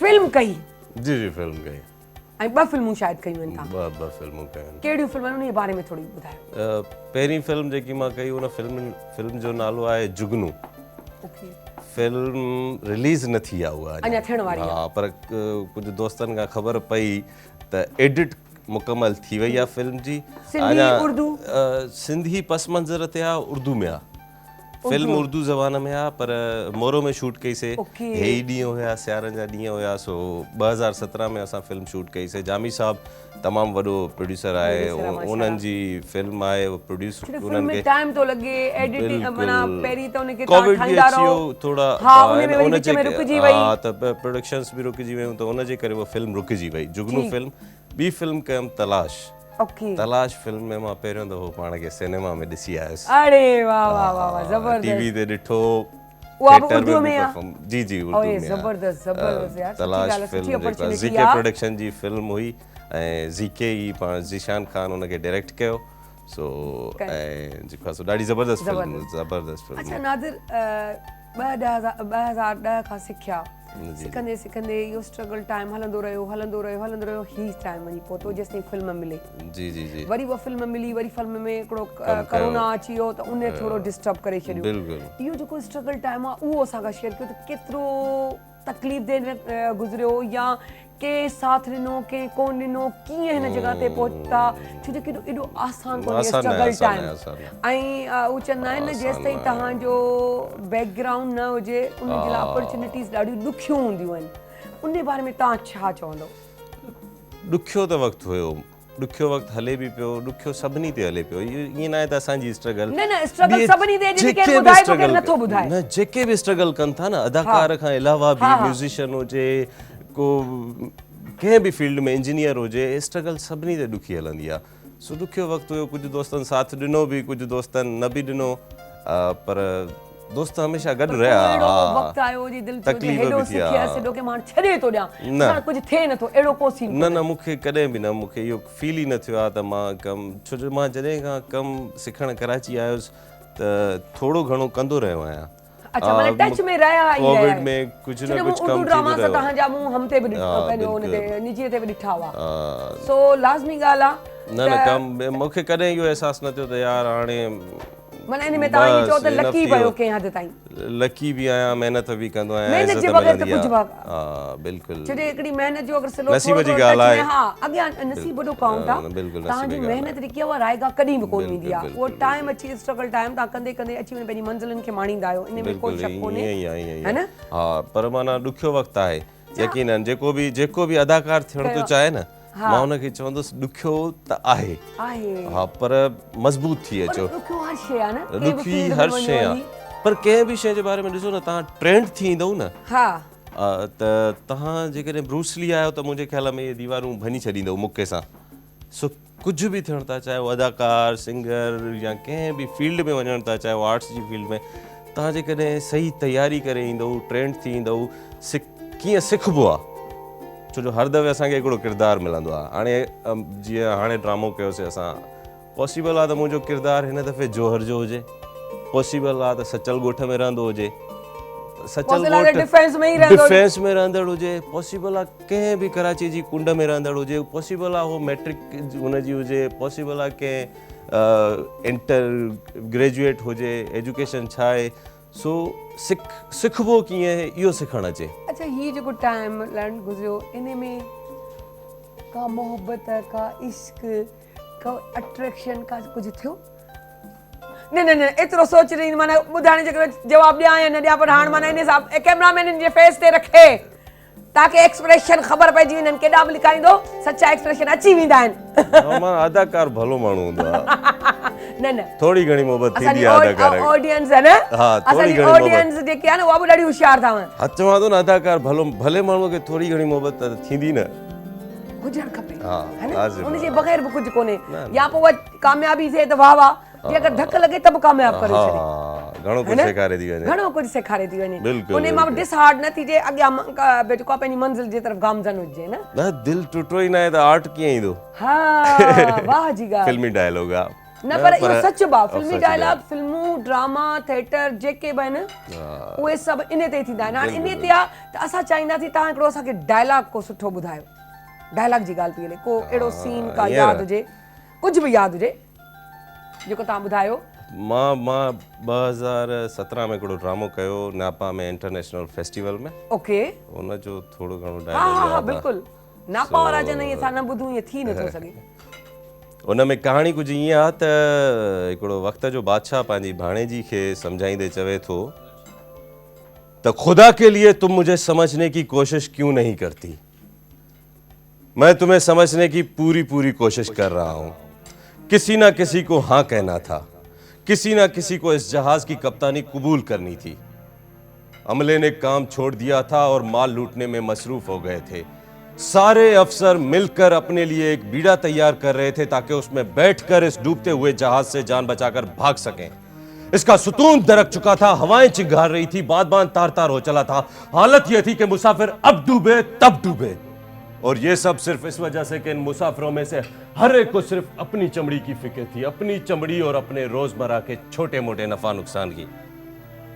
तुम्हारे ख्याल में वो वक्त हाँ और नहीं जैसे लफ्जों से खेलने का वक्त था मामले के अच्छे और बुरे पहलुओं को तोलने का वक्त था यह सोचने का वक्त था कि बाद में कहीं भारी कीमत अदा करनी पड़ जाए या यह सोचने का वक्त था कि क्या कुछ दांव पर लगाया जा सकता है अपनी जान बाल बच्चे इंसानों की कुर्बत ऐसी हालत में सिर्फ एक ही सूरत रह जाती है आगे बढ़ो बागडोर अपने हाथ में लो और पानी के पहाड़ को चीरते हुए आगे बढ़ जाओ चिल्लाकर हुक्म दो और अगर एक शख्स भी मानने से इनकार करे तो सीधे हुजूम पर गोली चला दो अंधाधुंध सीधे हुजूम पर हुजूम वो दरिंदा जिसका कोई नाम नहीं होता समंदर की उन लहरों की तरह जिनका कोई नाम नहीं होता और गोली खाकर जो शख्स गिरा है हो सकता है ये वही हो जिसने कल रात आपको एक जाम बनाकर पेश किया था लेकिन इसका भी कोई नाम नहीं होता किसी का कोई नाम नहीं होता सिवाय जहाज और तूफान के वाह जबरदस्त जबरदस्त काफी टाइम पहले सदको वञाए लकदरा ओ असां नादर परणाइण था वञूं जेके हलणो आ सो हले भले हलणो आ सो भले ओ मनवर बस बीठो आहे जले जेके हलणो आ सो हले मां सदको वञाए त दिल बि तयार पयूं थियनि तोखे के छॾियो कोन छा पिया थियनि हां तोखे के ॿधी रखियो न मूंखे मेकअप कराइणो हो न पर मूंखे त वरी ओ साइमा जेका ही पोइ चवंदा हंत में चालाकी दा वठी वई मूं इशारो कयो मास मुझे मेकअप करणो वरी उने कयो आ ॾिसे थी अख नंढी वॾी थी लॻे आई साइमा तुंहिंजे लाइ ॾिस केॾो भई ॻाल्हाए अल्लाह छो साइमा खे कहिड़ी वीचारी मेकअप कंदी आहे साइमा मेकअप आर्टिस्ट न आहे उहो त कराईंदी आहे योगा ॾिसे थी मुंहिंजी अच्छा मेकअप आर्टिस्ट जी ॻाल्हि कयो ओहो चुप त कर दी सोना माण्हू ख़ुशि आहे मां बिल्कुलु ठीकु आहियां हाय ई पुट थई तुंहिंजो ई पुट थई बस मां पहिरीं मञा पई अंगूर खटान भला छा कजे मां पहिरीं मञा पई अॼु आबदा छा ठाहियो आहे भला चाट ॾाढी सुठी खुशबू पई अचे ॾाढी सुठी खुशबू पई अचे ताने सुंघींदी न वञजई महिरबानी न मां सुंघंदी तव्हां आहे न नासू हणंदी तॾहिं त पाता माना परे त वई न आबदा ईअं त कोन्हे हीअं वई नासू आई हुन में खाई न सघूं परे वई न परे रखी न हा सही कई पर हाणे इहो अलाह करे माल नसीब थिए अमड़ असांजी शीलू बि ताड़ियूं वेठी आहे थाल खई मोह उहा थी ॾे अधी मूं त केॾो कोन खाईंदो न वीचारी खे बदनाम थी करी न खाईंदी आहे माई अच्छा लिकी खाईंदी आहे अधी हाणे ख़बर पई आऊं जाई था खत्म थियो आहे कल्ह त चए पई त गुलाम साग सुठी पचाई त मां सुघड़ आहियां न तॾहिं त साग सुठी पचाई आहे मासी ॿुधो आहे तूं मूंखे चांवरनि जी मानी साग सादी खाराई हा चांवरनि जी मानी खाराईंदमि त तोखे साग सां पर हाणे जंहिं ॾींहुं मां ॻोठूं थी चा न त पोइ साग बि खणी ईंदसि ताज़ो पाण पचाईंदसि उन साग जो मज़ो ई पंहिंजो आहे टेस्ट ई पंहिंजो आहे वरी मखण हुजे उनजो तड़को लॻे नादर खां पुछो आहे मोहबत जो किस्सो अच्छा उहो ई पे कयां वरी इहो डायलॉग ॿुधमि त तूं अची टपकी पई नवा नवा छोकरा हिननि जूं मोहबतूं कहिड़ियूं मोहबतूं हूंदियूं असांजे दौर में जो साल लॻी वेंदा सिक में सिर्फ़ु कबूतर मोकिलींदा कबूतर मोकिलबा खत जामड़ का धूती ॾिसबी उनजी खुशामद कबी उनखे चइबो सॼण खे सलाम ॾिजां हाणे त हिननि खे देरी न आहे वाट सप लॻा पिया हाणे माना के हिकिड़ो इहो WhatsApp जेको आहे वो डायरेक्ट सिग्नल ॿुधाइनि था उन में मोबाइल में हा त अॼु हेतिरो परेशान आहे वरी ओड़ो स्टेटस जो रखंदा त महबूब बेहोश हवा छोकरे के तो बा टेकन में विझी छॾियो बस वरी जा त गानो चवे सच दी हा अच्छा भला पोइ तव्हांजी मोहबत कामयाब वई माशाल्लाह सां चई छॾियो हा बस हाँ ना मोहब्बत मुझे अदाकारी सा है न न शादी त करणी आहे न ज़िंदगी में बा उहा बि त मोहबत हुजे उन खां ज़िंदगी सवली गुज़रंदी त अदाकारी भलंदी न त कहिड़ी घर जी अदाकारी हूंदी न उहा कंहिं कम जी कोन रहंदी अदाकारीअ में ई त उन मोहबत खे ॿुधाइजो त मां हेॾो परेशान आहियां मोहबत वाकई कजे त हिकिड़े सां ई कजे हा सही उहे चिलवला चइजनि जेके वण लाइ दर्द लाइ दोस्ती पर मां वरी थोड़ी पढ़ियल लिखियल घणी आहे न बा एॾी संजीदा लॻे पियो हाँ मासी जी ॾाढो तैयार व्यार थी आई त वई भले मिला त कुआर मासी कई मोहब्बत अरे मासी मोहब्बत कोन मिली कड़ी त कुआर आहे मां मोहब्बत कई बा हा इहो मोबिल जो ड्रम रऊफ कदर सो बहरहाल टाइम असांजो अब थी वियो ख़बर कोन पई मासी वेठी हुजई थोरो हिकिड़ो सवाल हिन खां पुछी वठूं त अॻियां हीअं प्रोजेक्ट्स तव्हांजा हलनि पिया माशाल्लाह सां जी जी जी जी जी हाणे हिकिड़ो त PTV जो 2 ॾींहं पहिरियां ख़तम कयो हा ऐं ॿाहिरि बि कुझु जंहिंमें हैदर कादरी बि हुया न हैदर अच्छा उनजे अलावा उन खां अलावा ओके PTV ते माशाल्लाह हींअर कम ॾाढा अचण लॻा आहिनि ऐं कमु ॾाढो सुठो पियो हले ऐं असांजो नेशनल ते हींअर टॉप ऐं टॉप ते आहे सो इंशाल्लाह असांजा ड्रामा इन ते बि ॾिसंदव सो आबदाब ठाहे छॾियो आहे आबदारी चार्ट जी मिक्सिंग थी चुकी आहे टाइम जी वाकई ख़बर नथी पवे सो नादिर ॾाढो सुठो लॻो ॾाढी ख़ुशी थी ईअं थियो हिकु लम्हे में सॼियूं ॻाल्हियूं रिकॉल थी वियूं असां त ख़ैर कचहरी कंदा रहंदासीं छो जो हितां उथंदासीं त असांजी कचहरियूं हलंदियूं रहंदियूं आहिनि खाईंदा बि आहियूं चांहि बि पीअंदा आहियूं ऐं कचहरियूं बि कंदा आहियूं ऐं गॾु ईंदा वेंदा बि आहियूं सो मज़ो आयो छो जो ही नॉस्टैल्जिया ॻाल्हियूं आहिनि वरी यादि थी वियूं पुराणियूं ॻाल्हियूं आहिनि बसि गॾु ई इहे कहाणियूं था कयूं मूंखे ईअं लॻंदो आहे मां कहाणियूं गॾु कंदुसि पोइ इहे सुभाणे मोहबत वारी ॻाल्हि त ॿार बच्चा थींदा त उन्हनि खे ॿुधाईंदुसि हे कहाणियूं इहो चवंदसि नादिर लाइ त ॾाढी देरि करे था यार हाणे ॿियो ॻाल्हि पोइ था ॿुधूं हाणे मुंहिंजे फाइंड अप जो टाइम थी वियो आहे सो बहरहाल लफ़्ज़ हिकिड़ो इहो माई चयो वञे न मुंहिंजो डायलॉग खायो वञे सो ॿुधायांव त बादशाह आउं चयां थी नापा में सभु बादशाह मौजूदु अथव सभु बादशाह हिते ईंदा आहिनि उनजो टोन तरीक़ो ॻाल्हाइणु ॾिसो पिया न केॾो ज़बरदस्त थी वेंदो आहे बहरहाल सुभाणे वरी नयूं मिलंदासीं नए एक्टर सां नयुनि ॻाल्हियुनि सां नई गुल खां नए वॻे में सो सायरा अली ख़ान खे इजाज़त ॾींदा पाकिस्तान ज़िंदाबाद।